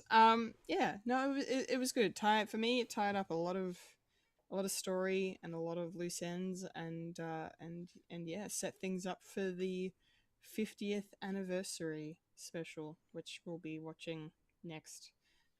Which I'm looking forward to as well, because that's another one I've already seen, and I'm very much excited to watch it in context, because watching it not knowing half of what was going on was like, what? But now I'll be like, oh, I understand. I'll be Captain America in this one. I understood that reference. Boom. Boom. Fulya, tell us your overall thoughts on the name of the Doctor. Yeah, no, it was a good episode, good finale for the season. Kind of creepy too. So it just sort of had you feeling very sort of uncomfortable and intense, especially when we came across those creatures, those faceless creatures. The weird creatures. Yeah. It was fun to see Richard E. Grant coming back in as well, but also quite menacing with his role, and just very, very demanding as well. I found with his character in this particular episode, and then seeing Clara being all sort of, I like finally realizing what her role is and how she became the Impossible Girl and all that sort of stuff. And the one thing I will say is, aside from seeing the lovely River Song again, because she's always amazing, seeing Matt Smith perform the way he did, especially when he found out that he had to go back to that planet, where the fact that he had to go, that broke that me. Scene, yeah. Fucking hats off to Matt Smith for that scene. Jesus. Yeah. And then just the whole idea of the Time Lord not supposed to go back to their graveyard was a whole other thing. I was just like, okay, this is actually a pretty cool concept. Yeah. And yeah, it was interesting. It was a really good episode. Yeah. Nice. Excellent. Mike, I imagine this is a pretty important episode for you in terms of being a massive Who fan. Because, you know, we've got classic Who stuff going on here. We've got Time Lord lore and world building, you know, with Trenzalore and the TARDIS and everything. How does this episode still hit with you after, you know, 10-15 years since its premiere? Like, does it still feel important? Yes, it does. Like watching it, it was all ramping up to be like the final episode of the series, and also the final episode until the 50th anniversary. So we, as a collective, we were expecting something to, like, finishing off all the story things in this season, and that was the Clara of it. working out who is Souffle Girl, who is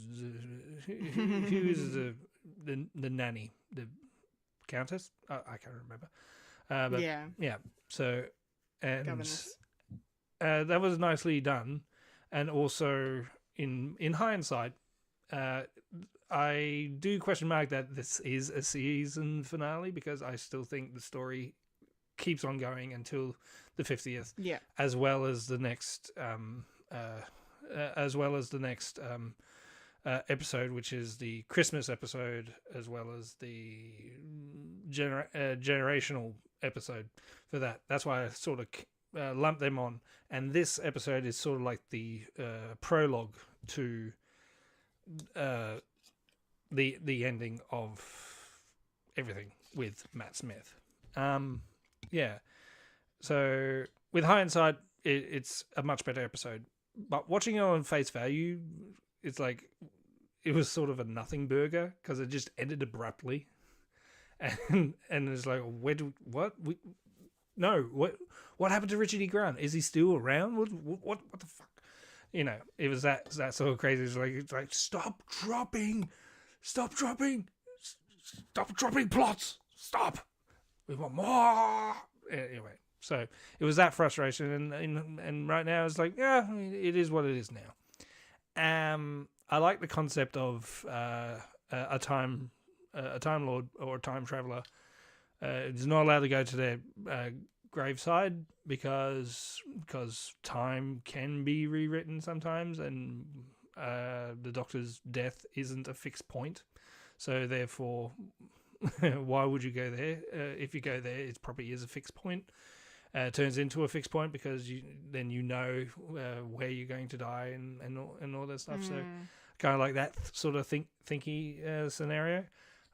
The cutting into different classic Who stuff is pretty cool because I watched all those episodes as well, so I know where exactly each episode is from. So that's pretty cool.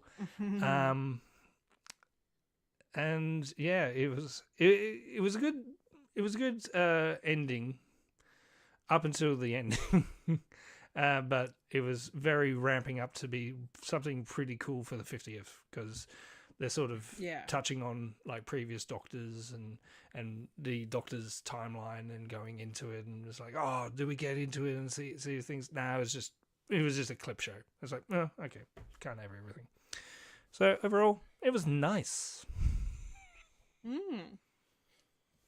It was nice. It's very good. Very good. Cool. Well, I just kind of want to dive right into Clara Oswald. Because we finally get to have the payoff of the Impossible Girl. What does that mean? Who is she? Why does she pop up in different timelines? And how does she keep running into the Doctor? Like, what is this whole thing? And I never had any theories myself as to what it was. So I was happy to just kind of watch it and just let it unfold. And we get that in this episode. And at the beginning, I was a little confused with the cold open of her narrating a la Amy Pond from the previous season with those like CW intros. Made me think of that. And then we see her integrated into all the different classic Who episodes with all the previous Doctors, and she's got like period accurate costuming on, and that was a lot of fun just to see that. But I was like, and she's like talking about like, she's like, I blew into this world on a leaf and I don't believe I'll ever land. I'm the Impossible Girl and I was born to save the Doctor. And I'm like, what does this mean? Moffat, tell us, what does this mean? Stop being cryptic. Stop being cryptic.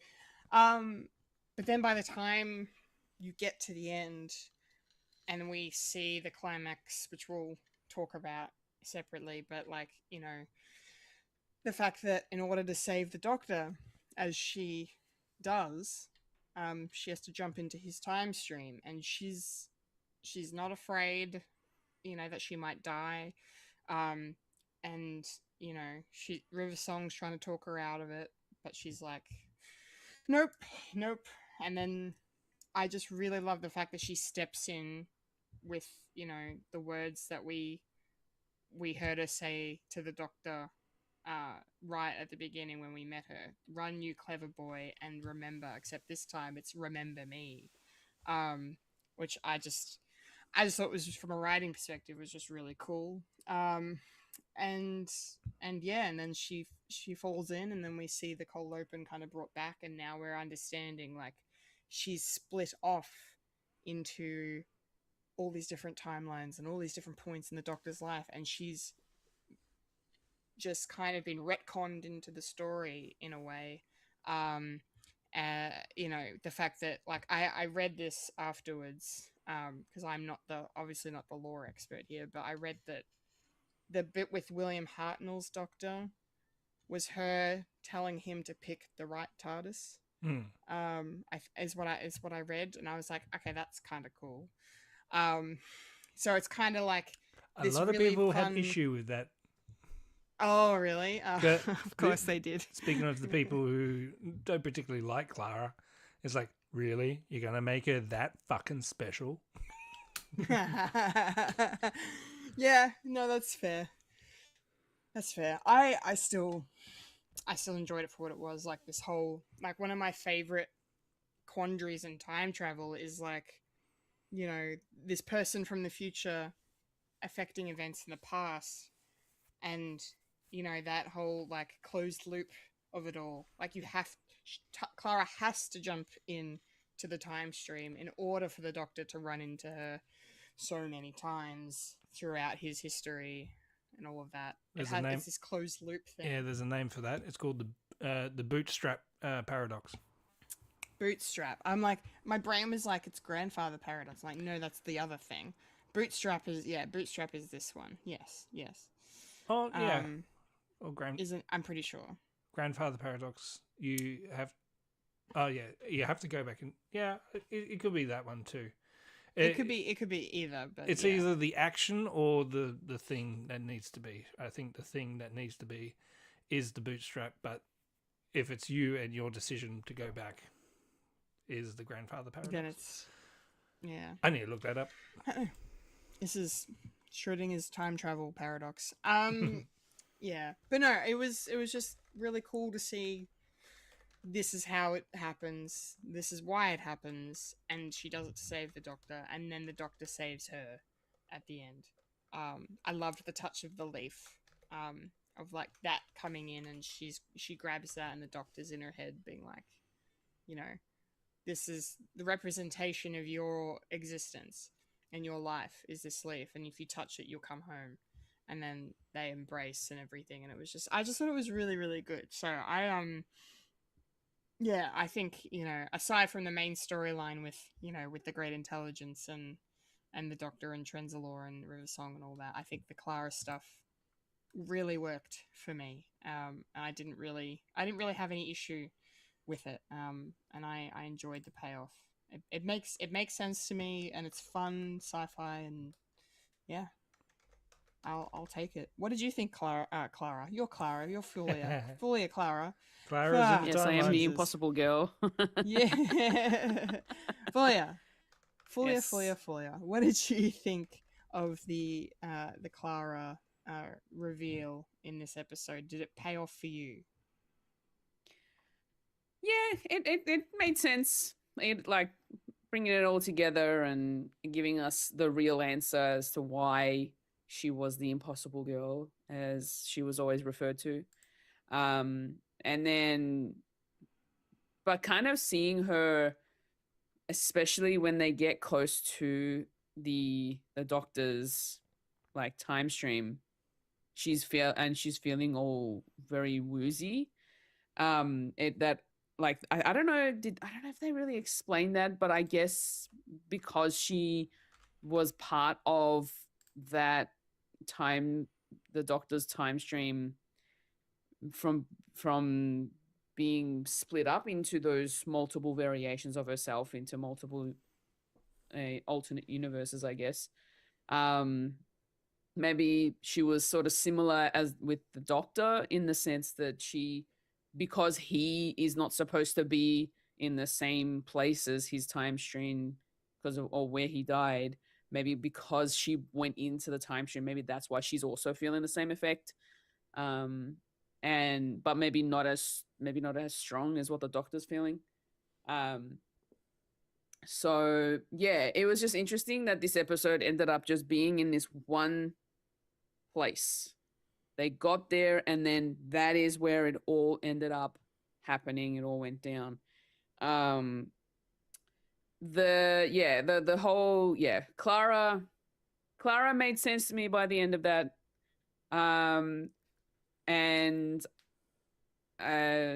guess there's not really much else I can really mention. You pretty much mentioned everything else, Kendall. And yeah, I don't really have much else to say. Yeah. No, that's okay. Well, if it worked for you, then that's good. It worked. It wasn't an annoying Clara episode. I'll just put it that way. No, it wasn't. It wasn't. Like I was totally like, even at the end when she's like not grandstanding, but having that realization that she's got to go in and understanding what it could mean. It could mean her death, but she's like, no, it's not. Like, no, this is what I'm meant to do. And so when she says that, run, you clever boy, and remember me, like that whole thing, like it just fits. It just makes sense. And it's not, it's not Clara being, look at me, I'm fucking, Mary Sue, whatever. It just works. The writing just for her and Jenna's performance too, just really good in this episode. So, thank you, Mike. What did you think of the Impossible Girl twist here? Did it work for you as well, or did you kind of go, oh, it's a little hand wavy, whatever? No, I think it's a little bit self-explanatory. Like, and to go on from our previous thing, it is a bootstrap paradox, which is the information. So Clara had the information to go back and tell the Doctor each time to remember until this present time, and then she's done, and she's somewhere at the bottom of the timeline. And the grandfather paradox is the to go back in time to that you have to do an action, and the bootstrap is the piece of information. So yeah, so that's a way. There is a grandfather paradox episode coming up with Peter Capaldi's, which I can't wait. Yes. Clara. Look forward to that. Yes. I do like it overall. The methods of actually getting there is a bit strange. Of the Doctor has to name his name, and the only way to get around it is River Song. So it's a bit of a weird coincidence that she was here, and in order to do that, it's like okay. But what was the original question? What did I think about Clara's ending? Yeah, well, just like, we've been wondering all season what the Impossible Girl means and why is Clara popping up, and now we have our answer. So does the answer work for you? I think the answer works for me as well. And as they're walking closer to the actual jumping off point, Clara is getting her memories back from Journey to the center of the TARDIS. And how those sort of timelines are sort of re-emerging as well. So it's sort of a that was really cool. So that was a good thing as well. Everything has led up to this, where every time we talk about because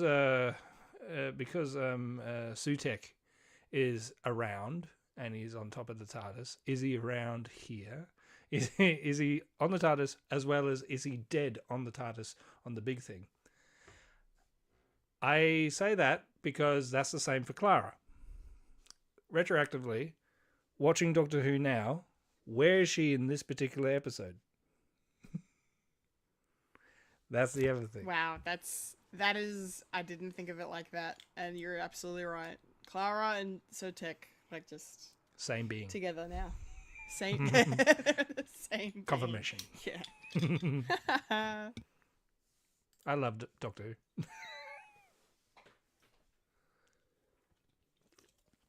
Drink break. Yeah. Overall, I like the retroactively telling of the story. It's like now you can watch Doctor Who now and have a different perspective of it, if you think about it. Especially the episodes that she was in, and some that they just made up for this particular bit. So that's fun. Yeah. Indeed. Where to now? Where to now? Yeah. Well, I guess we can take it down a notch and talk about. I forgot that they were called this. You know, Madame Vastra, Jenny, and Strax, also known as the Paternoster Gang. That's their actual title. Yes, these guys. I for some reason I doubt we're going to see them again. Because I don't remember them being in the 50th from memory, and I can't imagine they would be included in the 50th. Maybe they're in the, unless they're in the Christmas special. I don't know, but I just feel like I can't see these guys interacting with the 12th Doctor, but yeah, I would love to be proven wrong because I really enjoy them. And I was really distressed when Jenny died because I'm like, number one, you're killing off a queer character and I do not support this. However, like, Moffat loves that. Anyway. Moffat loves it. Yeah, Moffat loves it.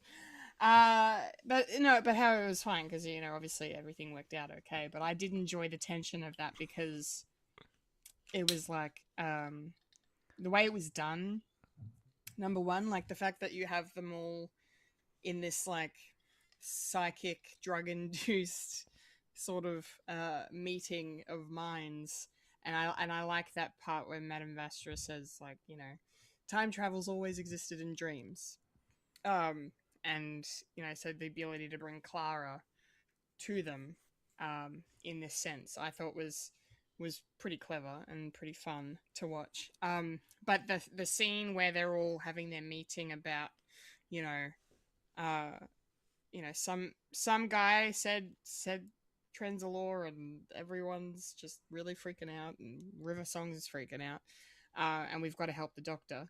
And then just the cut to like the real world where, you know, the Whisper Men, the creepy, no-eyed, creepy dudes are walking around, and like, even in her unconscious state, Jenny knows something is wrong, and can sense she's in danger. Like, I just thought that was really cool, and like it wasn't a you know, only the audience knows.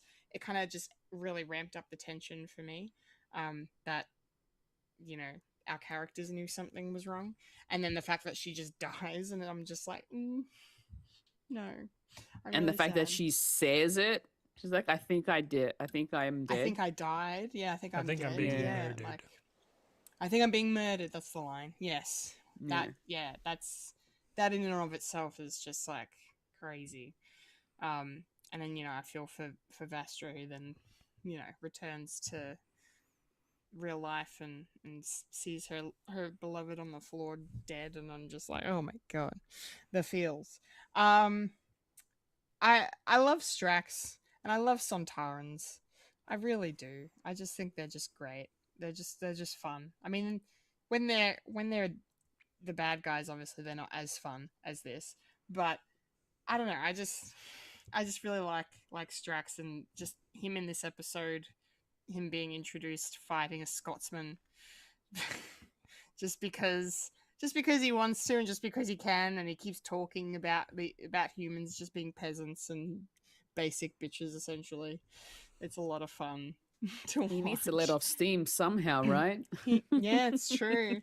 He does it on Why his not? day off. Yeah, why not go to Scotland and start a fight? Yeah, he's a warmongerer. Oh, he loves a bit of fighting. So I enjoyed all of that. And one of my other favorite moments with the three of them this episode was at the end when doctors, the Doctor and River Song are having that intimate moment, but then the Doctor's like, no one else can see you, so I bet that just looked really strange to everybody else. And then it cuts to the trio. And then just in particular Strax's face was gold for me. I really liked that. Kissing the air, Doctor. Kissing the air, Doctor. Yeah, I think the only thing, and please feel free to correct me and tell me I'm wrong here, but there is that moment when the Great Intelligence is, he's declared his plan to the Doctor and what he's going to do. Monologue. And the Doctor's obviously... oh, I think Mike knows where I'm going with this. And the Doctor's obviously unable to do anything because he's being affected by his own time stream being in the same place and that whole paradox thing. And then Clara's there, and then I think it's her that yells out to, or maybe it's the Doctor. Somebody yells out and says, "Stop him from jumping into the time stream. Stop the Great Intelligence from going in." And then our trio just sort of don't do anything, and they just kind of watch it happen. I think that was the Doctor. It was the Doctor that yells it out, right? Yeah. Okay, so I'm pretty sure it was. Okay, thank you. Am I stupid though if I'm going? He's telling them to do something, and they just stand there and just watch it happen because I guess they're scared and they don't. I'm with you there. It did strike me as very strange to why no one jumped at the opportunity to stop him. Mm-hmm. But maybe they were just stricken with fear from the creatures behind them that they didn't want to do anything, I guess. I mean, for me, it would have made more sense if the Whisper Men creatures were like, restraining them maybe. So, but they were just standing there. Yeah. Yeah, I definitely understand that because I'm like, he's still talking. He hasn't gone into the stream yet. And then the Doctor yells out to stop him, but nobody does. No one's moving an inch. And, well, I'm thinking, did they not hear him? Like, or are they just... I don't know. Pleading ignorance here or something like that? Like... Yeah, or maybe they think they can't do anything. Maybe they think they can't stop him. Because, I guess the Whisper... I mean, like you said, the Whisper Men are nearby, so maybe they're worried if they go after the Great Intelligence, like, they'll just kill them because they have that ability to shock them dead. So, I don't know. Or they're still recovering because, like, all of them have been, attacked by them in that space, in the Doctor's tomb. So, yeah, I don't know. Mike, what are your thoughts on this conundrum? Are you seeing what we see, or do you have some insider intel on this moment, or what's the go? I've forgotten what the scene was. The Doctor tells the three or somebody to stop the Great Intelligence from jumping into his time stream, but and he does. They anyway. just stand there. They just stand. They don't try and stop him at all. Because I thought the Great Intelligence goes in, and then his memory, the memories of the Doctor changing them were being affected. Then maybe I can't remember. Sorry. No, I feel like the changes to them and their memory happen after. Like, you get that moment where Strax wants to attack Madame Vastra because his history is changing, because of the Doctor changing. But no, from memory in the scene before the Great Intelligence steps into the time stream, like, they're all just standing there horrified watching it, and the Doctor's like, somebody stop him, and nobody does anything. Plans of realizing. Sorry, I'm just reading the wiki real quick. Yeah, it's okay. I should have dived in myself. I was flicking through the wiki before. But yeah, I know. Like, it's fine. It is what it is. But yeah, I don't know. Either way, I still really like A, I still really like this episode, and B, I still really enjoy seeing the Paternoster gang on my screen, and I really want to see more of them. Because they're fun. They're great characters, and they're fun, and it was a nice bookend to the season. With them being at the beginning and at the end, and especially with the great intelligence as well. Yeah. So, yeah. While Mike is pondering, Fulya, do you have any additional thoughts on these great supporting characters we have here? I mean, not really. The only thing that we see them really do is, they have their little mind meeting, and then they have and then they're all like zapped to the same place as where the doctor was heading anyway. So yeah, there's not really much else to say about them. It's just now that you sort of gone through most of it, it's like they've already like they've got there, and now they're just waiting for a solution from the doctor. But obviously the doctor is having a hard time, can't really do much when he's in the same room as his time stream. So yeah, no, they were all right. They were all right. Like yeah. Okay. Nice.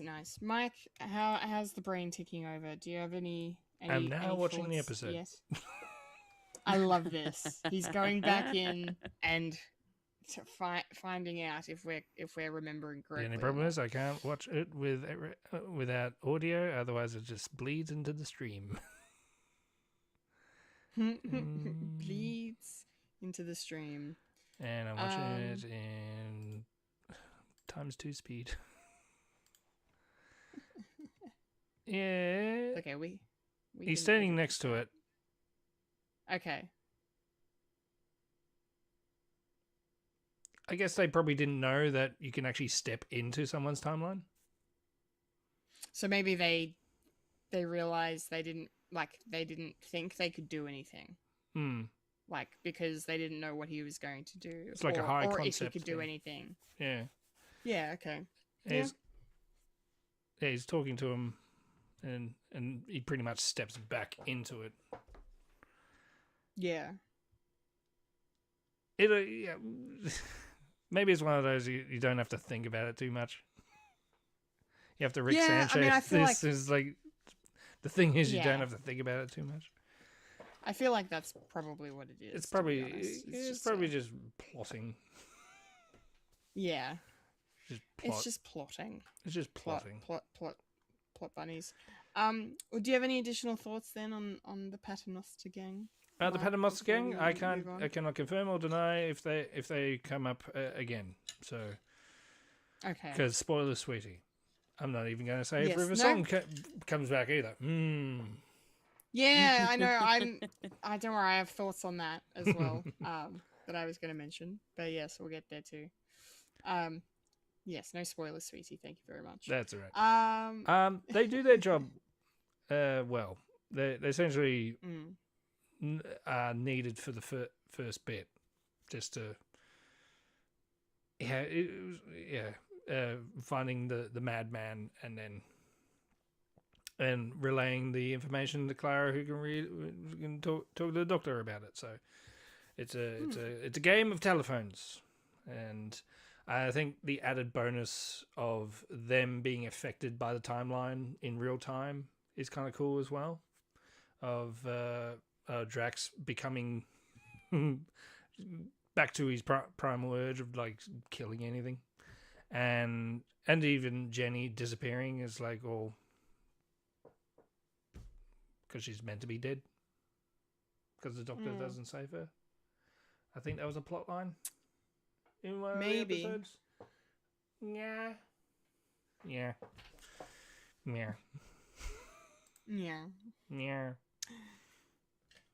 Hey, chick. All right. Yeah. Okay. Yes. Let's talk about the great intelligence. Yes. Yes. Simeon. I liked him in this episode. I'm always here for Richard E. Grant in anything. let alone Doctor Who.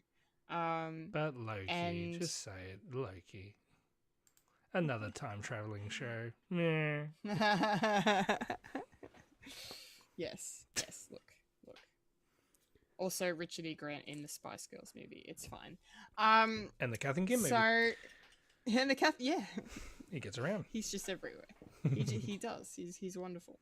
I liked the idea of, the fact that these Whispermen work for the Great Intelligence and take on the form of Simeon to be used as like a vessel for the Great Intelligence to like communicate and do stuff. Like that scene where he shows the audience and he shows the Doctor what the shape shifting sort of thing, which kind of gives credence a little to why the Whispermen have those blank faces, except for the gnarly teeth. Like they are blank canvases, in a way. But no, I really liked just them as a presence. Obviously, we've come across the Great Intelligence before. He's a character of Classic Who as well. The addition of the Whispermen was a nice touch. Correct me if I'm wrong, but basically the whole thing was just the Great Intelligence just hates the Doctor so much. After being foiled by him so many times, so he just decides that he's gonna go to Trenzalore and fuck him up permanently. I think is basically the story, I would say. Yeah. Yeah. So not a lot of depth to that, but I do appreciate the connection between Classic Who and New Who in terms of here's a character that's from both. And we've got a really, really cool, iconic English actor portraying them. And like doing something like this, like going to the Doctor's tomb and stepping into the time stream, and you can see that him, even though it kills him, like I love that moment where he's like, I'm going to die, but you will be destroyed. Like it's just like a really, like I enjoyed that kind of concept of like what I'm going to do to you is worse than what's going to happen to me, because it means that it will undo everything that you've done, and because I will be scattered to the winds of your existence, and I'm going to change things fundamentally. And then like you get that commentary from Vastra saying that stars are going out and things are sounding so bleak, and like and they're talking about like what is a world without the Doctor, a universe without the Doctor, what does that mean? And it's just obviously quite horrifying. So yeah, so I just in terms of stakes, like stakes are really high for the villain here. But yeah, like anytime you have a villain willing to kill themselves just to get back and get their revenge on the good guy, it's pretty intense. So I thought the Great Intelligence worked pretty well, and like I said, like sort of a bookendish thing, considering he came in at the beginning of Clara's story, near the beginning, in the Christmas special, and then now we're at the end of this series with it as well.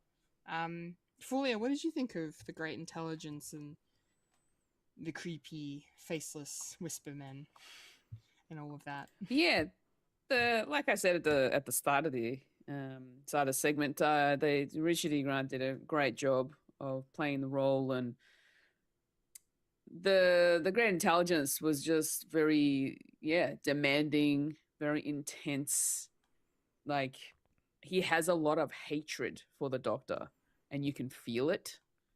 And the way that he explains it too makes you think, oh, what has the Doctor done that's really made this person so angry with him that he wants to make him suffer, right? And then he lists everything off, saying the whole idea of killing off all these different species and their and their planets and stuff like that. And you think to yourself, well, then who is the good guy here? You know, like even though he's trying to save the universe, the Doctor's doing it in a way that I guess the morality of it all is questioned. So you kind of have to think, well, maybe the great intelligence might have a point here. Like, Wait, what? what? You mean there's morally grey in some people? And yeah, it's just sort of fascinating to really think about, you know, and especially considering that this is a very, very sci-fi kind of a show, but it still makes you think, that's probably not good that they're kind of doing that sort of stuff. And we think the Doctor is such a good person because he's trying to save the universe and the galaxy, but then you realize, you know, the cost of it all. And I think that's what the great intelligence is essentially saying in this episode. He's like, you've done all of this, you know, just because you want to save some petty humans or whatever, you know. So yeah, he was a very interesting character, but like I said, very intense, and yeah, I don't know if we'll. I can't remember if we. Like I said, it's like I'm watching this show for the first time again. I don't remember much in terms of whether or not we're going to see him again. But yeah, I would say this is it. But you know, yeah, probably. Anything's possible in a show like this, really. So, yeah. We don't see the great intelligence again, but we do see Richard E. Grant again. He comes up in a face with Ncuti Gatwa when he was talking to Rogue about his many faces, and one of them was Richard E. Grant. Not as the great intelligence, but as the chakra doctor, which would confuse anyone who's seen this particular episode. Right. I feel like I remember that. Yeah. Yeah. And I went, like I remember that. What? Deep cut. Why have they done this? Very deep cut. And it would confuse the hell out of anyone. Yeah. Most definitely. Well, Mike, do you want to carry on and talk a little bit about your thoughts on the great intelligence here? Like how was you know, the character used, and do you think it makes sense for them to sacrifice themselves just to get their revenge on the Doctor like this? It's a good story. And this is, at last, I can finally say, there is a pattern when it comes to finales for Matt Smith's series, how they're all the same. We need to take out the Doctor at all costs. First season, Pandora. All the villains come together to get the Doctor into Pandora. So, and the ramifications is what would happen if the Doctor didn't exist and everything was collapsing onto itself, and the stars were going. It's like, oh, okay. And then the Silence. The Silence decide to kill the Doctor during his regenerational cycle, but because of River Song, stuff happens and the entire universe decides to implode on itself. This is the same story again. So it was good the first time. Yeah, okay, for the second time, still confusing. And the third time is please make something new. But we're not, because Matt Smith leaves at the end of this at the end of the year. So there you go. Well, can I just quickly jump in? And I know no spoilers, sweetie, but in terms of doing something new, does Capaldi's run change any of that a little bit, or not really, or you can't say? Hold on. Hold on, that's the next one. Okay, here we go. What's all this? Mini episodes? No, I don't care about the mini episodes, even though you have to watch the mini episodes to actually get certain episodes in this. What was it? No. It was something different. That one. Yeah, nah. But it does involve the Doctor. So he learns from it for Peter Capaldi. There you go. Excellent. That's promising. Good. Yes. So we don't have to see this episode again. Having said that, it's a fun romp because Great Intelligence is a classic villain, and it is the year of Doctor Who, so it's good to bring him back. And and having Cold War with the Ice Warriors as well, coming back after so many years, and also having like a Dalek story at the start of the season, and finishing up with a Cyberman story. It's a load of fun of having classic villains coming back. Yes. As well, as well as having Moffat's favorite Weeping Angels as well, because he loves to put in his toys as well, and that's the reason why River Song's in here as well, because that's one of his creations as well. Would you like to talk about River Song? Sure, you first. I take that segue back to you. Yes. Thank you. Yes, River Song. Yes, my beloved is here in this episode. I don't know if I should say I didn't realize, because she was in the teaser for this episode, wasn't she? I'm pretty sure. I can't remember. Anyway, she's here. And it's great and it's wonderful, and it's a nice bit of connective tissue, especially because we are coming to the end of Matt Smith's run as the Doctor, and given all we know now about who River Song is, and all of that, it is just kind of fitting, I think. I know, Mike, you kind of made a remark earlier about her maybe being not shoehorned in, but like kind of. Did she feel out of place for you? She had a purpose for one thing, and that is to open the door. Yeah. I can't remember what you call that. Is she a MacGuffin, or like? She's completely. She's a shoehorn. Completely an inconvenience.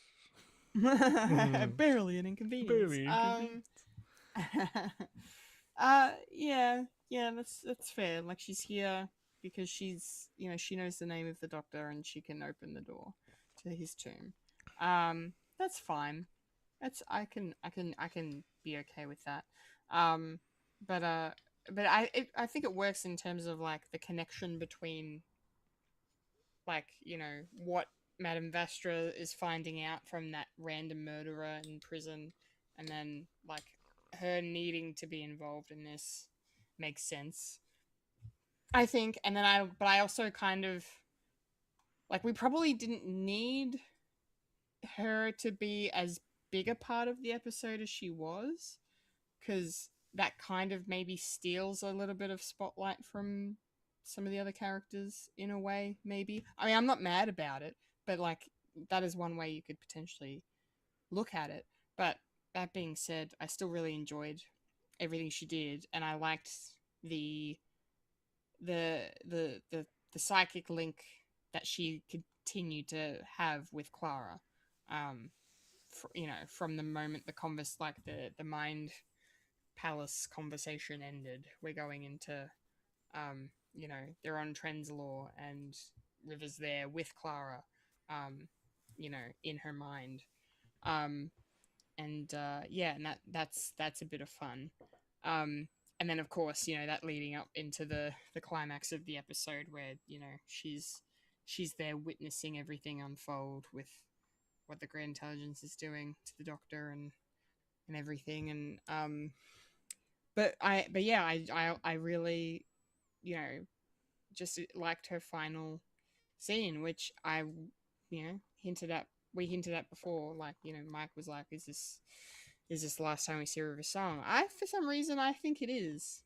Because I just feel like the way she kind of said goodbye, like, you know, the way she was asking the doctor to say, you know, say bye to me like you'll see me again, or whatever she says, you know, and then so he says, see you around, River Song. And then she says goodbye, sweetie, or whatever she says, you know, and I just, to me, that feels like, I don't think you need to bring her back beyond that. I feel like they've done everything with the character that they possibly can. And obviously we got most of that last season. But no, I'm, if we don't see her again, I'm okay with it. I mean, I'll be crying internally on the inside, but it's fine. But it's fine. I think this is a fitting ending, and I really enjoyed the little twist of, like, you know, the doctor can see her, and it was able to see her the whole time, you know, and didn't say anything, and then yeah, and that's that. I mean, that's a little hand wavy, I suppose.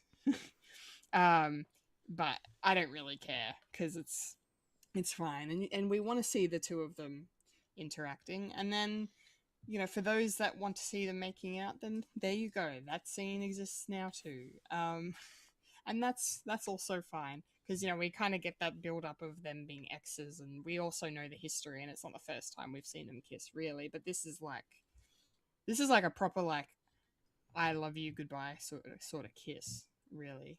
And it was, yeah, kind of beautiful to watch. I don't know, I'm not mad about it. So yeah, I enjoyed River Song in this episode, and I hope we see her again. But I don't know if we will. So who knows? Who knows? Don't look ahead, Fully, what did you sweetie. think? I won't look ahead. I will not look ahead, sweetie. Fully, what did you think of River Song in this episode? Yeah, look, when we first see her, I honestly thought she was still alive. And then later on we find out that she isn't. She's just like a force ghost, essentially. And then to sort of get to the point where I guess what really hit me with River Song for me, without just sort of reiterating everything that's Kendall already mentioned, the scene, their goodbye scene, really hit me, but more so because of the way that she was yelling at the doctor, and then and like just yelling at him to not go into the time stream, please don't do it, and all that. But then we find out this whole time he has actually been listening to her. Like every time that she's spoken to him, it's just more of a, he just wanted to ignore her, not necessarily because he wanted to. It was more because the way that he said at the end is like, I didn't know if it was going to hurt me, right? And he just didn't want to. He just didn't want to feel that emotional pain of saying goodbye, and then, or speaking to her in any sense. So that's why he was just being more of the just like purposefully ignoring, just so that he wouldn't get emotionally hurt, and like he didn't want the heartbreak. And I get that, but at the same time, like, if you hear her, respond, damn it. But she's an ex. Right there. I want to talk to my ex. Me. So that part was like, it was interesting to watch, but you could feel the emotion in that particular scene, and that's what I loved about River Song, I guess, in this episode. Just her emotion. Yeah, that's a really good point. And yeah, just another excuse to shout out Alex Kingston and her performance in this role. Like, she's such a presence on screen, and then she just elevates everything. And getting scenes with just her and Matt Smith is just like it's awesome to watch. Two like incredibly talented people just playing off each other. It's just it's so good. Yeah, awesome, Fulya. Thank you for that, Mike. What did you think of River Song here? I know you said she only exists really just so she can say the Doctor's name, but beyond that, how did you find her? Logistics aside of writing comprehension, whatever, but it was nice to actually see these two together because I think it was around about this time we knew that Matt Smith was going to leave after the Christmas episode, so it was a big swan song of Matt Smith, and we didn't know if that having the last interaction with Riversong with the 11th Doctor was something special, and ended up being a kissy kiss, and and emotional like gut punch for that as well. So that's good because River didn't really become River until the 11th Doctor, even though we met her first with David Tennant in the library, in the library, which is coincidentally her last story with the Doctor. So everything is everywhere. And it was a nice one song, and it was, when I say it was nice, it was nice to see these actors like bouncing off each other for the last time, as it were. I actually can't remember if she does turn up in the other episodes or not. So it might be a good surprise if I was wrong. So there you go. Yeah. Yeah. Okay. And I can't really add too much because it's spoilers. That's okay. That's all right. All right. Well, let's start to wrap things up, and I just kind of wanted to talk about a little bit about the Trenzalore stuff in terms of like Setting. the TARDIS and like this like planet that seems to just kind of be a wasteland and a graveyard of, and I tell you what, when I saw that moment of River Song's like tombstone, like I did just go, oh fuck, okay, I mean, we know she's dead already, but it's like, come on. But I also like the twist of that being, this is the marker for the secret passageway underneath to get in. But I also just really conceptually just really like the idea of the TARDIS being his tomb. It's his home, really, after all, and it's what he uses for his adventures and through space and time, and then the idea of it becoming this thing, like it's a living thing, really, isn't it? And it's dying, and in that process of death, it's like becoming like the big on the inside is becoming real, and the TARDIS itself is now fucking huge. Like that was just really kind of fascinating. Dimension bleed. The dimension bleed. So this and like this whole like mortality concept of like the Doctor being in the same place where he is supposedly been like buried, like this is my grave. And that being the reveal on where we're going is like we're going to where he's entombed. And I was just thinking, watching it, going like, this is morbid as hell, and like it's very time travel, but it's very just like, oh my god, like he's alive, but he's also dead at the same time. It's fucking Schrödinger. Yeah, it's Schrödinger it's literally again. Literally Schrödinger's cat. It's fascinating. And then like Fulya, you mentioned earlier, like just Matt Smith's performance during that moment where he hears the word Trenzalore and he knows what that means and what that entails, and the way it's he performs that reaction with the way he just cries and his voice breaks, and you really, the weight of that one word is on his shoulders in that scene, and it's just spectacular. So I'm really sad we're nearing the end of our Matt Smith era. I am looking forward to Peter Capaldi very much, but yeah, Matt Smith has just been a joy as the Doctor.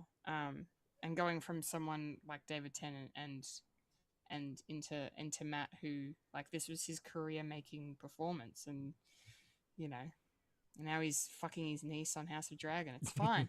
But like, there was a couple of steps great. after that as well, being in a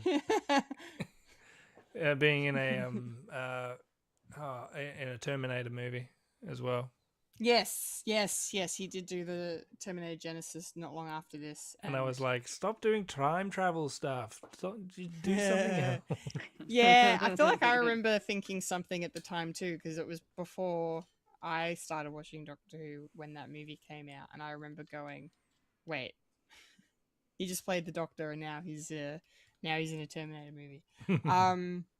And just as a side on that, I think he's really good in that movie. It's not a good film at all. I'm not saying but he wasn't.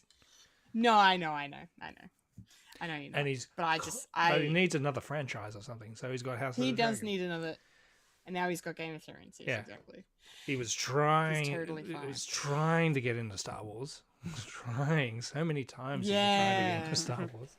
Star Wars did not happen for him. I mean, it could still happen for him. Who knows? Yeah. Who knows? But yeah, and and then he was in The Crown at least, so there's also that. He was great in The Crown, as a young Philip. So, yeah. Anyway, we love you, Matt Smith. You're awesome. Keep being awesome. Yeah, I don't really have too much else to say about the episode. Everything worked out the way it was supposed to. Oh well, I mean, we do have the little stinger at the end. I suppose I could just quickly just give my thoughts on that, and then I'll just throw to you guys. But yes, we get our setup for the War Doctor. And Mike, I have a question for you. Yes. So in this final scene where, the Doctor saves Clara in this weird, voidless, timeless space, and then they see, like, he sees the War Doctor, and Clara's like, "Who the fuck is that?" And I knew straight away who it was because I've seen the special, but yeah.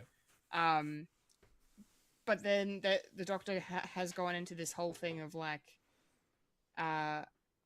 we choose to call ourselves the Doctor, and then a name is something you choose for yourself. It's a promise you make and a promise you keep, and then the Doctor's like, and he is the one version of me that broke that promise.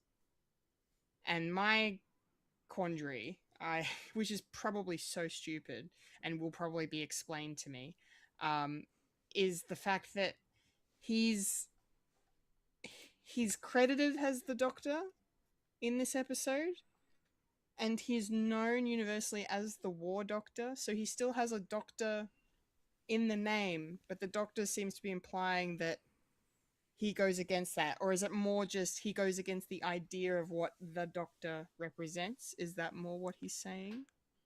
I think when it came out, they didn't want to spoil what he was doing within the show. Right.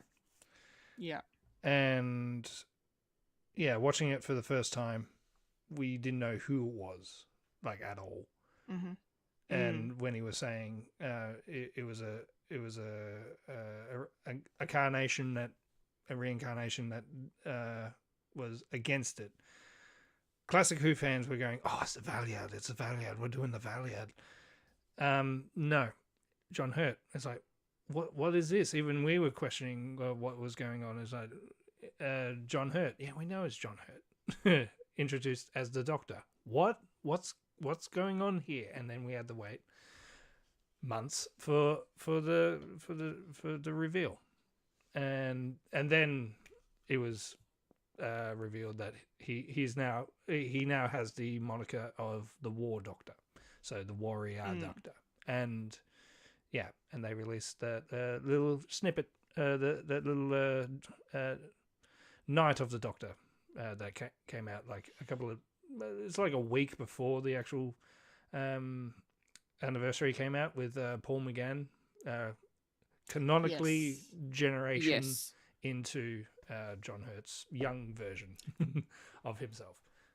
So there's a couple of years in between that. So Big Finish has latched onto that and made a lot of war Doctor stories in between those two. So I mean, I was going to bring up that little special, but I really liked that, and I like Paul McGann, and so we're just reminding me that the continuity is Paul McGann, John Hurt, Christopher Eccleston, yes, and so on and so forth, and so on and so forth. Okay, and so on and so forth. Thank you for clearing all of that up. I really love having you on this podcast. It's fantastic.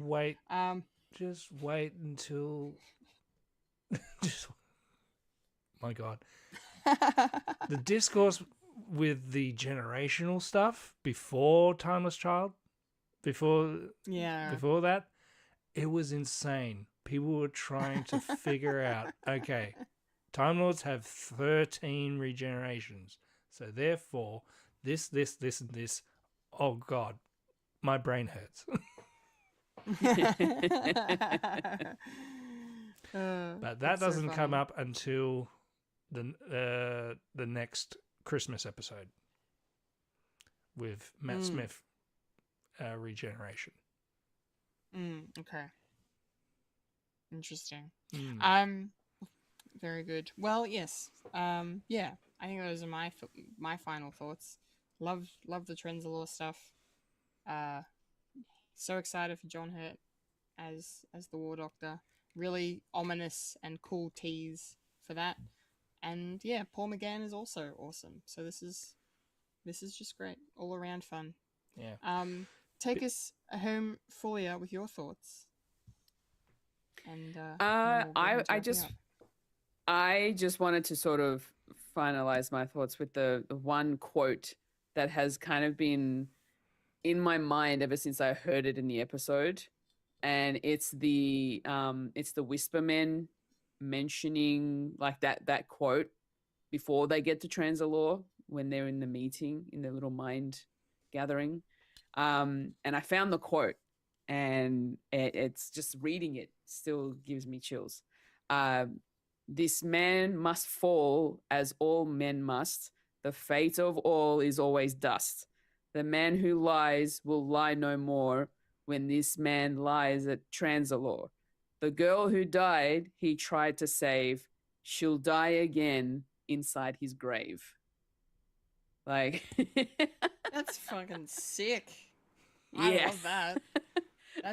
That's oh my God, that's so cool. I love that a lot. Yeah. Very good writing there for the Whispermen. Yeah. I was like, because they were saying it with the they're whispering it. It was hard to understand half of that. So, but you kind of understood where it was going. But then now that I've read the actual line, I'm like, oh my God, okay, that all makes sense now. Holy crap. They were like foreshadowing. So that's I will cool. say this. Yeah, that's that one. What would you call that? Like a poem or a? Yeah, Not it's quite kind sure. of like a poem. Because it's kind of it's rhyming. It's using wordplay. It's done in stanzas. Yeah, I would call that a poem. Yeah, it's foreboding. Yeah. It's foreboding. It's ominous. Yeah. I like that line. That was really good. That's awesome, Fulya. Thanks for mentioning that. That's really, really cool. All right, Mike, your final thoughts. Take us out. Any comments here you haven't said yet, or anything you want to mention? I think I've done all my comments. I can't wait. Great. Because it sort of is a series. This particular series A and B. Like there was a break in between, so it was the Ponds, and then there was Clara, and then it finishes up with a couple of specials with the 50th and then the Christmas. I always see this episode as the prologue to the 50th, and the epilogue is the Christmas special with everything wrapping up. And yeah, I will say this: I do have a lot more appreciation that I have for the Matt Smith era. It took a couple of years because everything's new, and I don't like new. I want everything the same, that sort of thing. I was younger and didn't really adventure out into like some different categories or anything like that. But yeah, I have a lot more appreciation with this era, and sure, it has its faults, it has its flaws, but Doctor Who does. Doctor Who, that's the mixed bag when it comes to Doctor Who, and yeah, I think I can't wait to hear what you two think for the remaining stuff, because there was actually I'll find the guy, because I'm subscribed to a guy that does retrospectives, like big almost 2.5 hour retrospective for each Doctor, and he just did Peter Capaldi like a couple of days ago. I'll see if I can hold on, subscriptions, see if I can find it. It's only a couple of days ago. Where was it? Yeah, here it is. Okay, his name is Clever Dick Films. But he does do Doctor Who stuff. He does Doctor Who Review Part 13, the Peter Capaldi era. And I just watched it like a day ago, and I can't wait. Like, can't wait for you to experience Peter Capaldi. It's amazing that I didn't actually make you watch any episodes of Peter Capaldi, and you're going in really fresh. Literally, the only Peter Capaldi you got me to watch was the Pompeii episode. He gets that. in. That's it. He's not even the Doctor in that. And here's the thing: spoilers, but doesn't matter because you've seen it. The 50th anniversary is in that as well. It was just his eyes. Yeah, that's right. Yeah. And someone actually did do an edit where, as soon as he regenerates, he uses the controls, and he like jumps into that fray, and then the end. Yeah. So nice. Yeah, it's Doctor Who's fun. Doctor Who's fun. It is. It is really good. Mm. It is really, really good and really fun. And that's it. It is. That's it. Series 7. Time to go home, but we're all home. And we're all home already. Those are our thoughts on Doctor Who, Series 7, Episode 14, The Name of the Doctor. Yes. Yes, hope you guys enjoyed that. That was a fun discussion, a good episode to talk about. But that's the show. We're done. Time to get on out of here. A 1, a 2, a 3. And that was a podcast called Fred. Remember to follow us on Facebook, Instagram, and Blue Sky for the latest Fred content. If you'd like to listen to Freddy Alien, you can find us on SoundCloud, Spotify, or Apple Podcasts. If you'd like to watch Fred the Alien, you can head over to youtube.com/Fred the Alien Productions. If you're watching the video right now, make sure to like it, subscribe to the channel, hit the bell icon for future content, and hop on over to our Twitch channel to see us live, twitch.tv/Fred the Alien Twitch. Yes. Yes. I've been a Kendall Richardson. I've been the impossible souffle girl of Fulya and Michael. And I've been the real zaddy with the baby Grogu. I'm Michael Lister. I'm the real dad. Who's your dad? Anyway. And You just experienced a podcast called Fred. called Fred. Cha.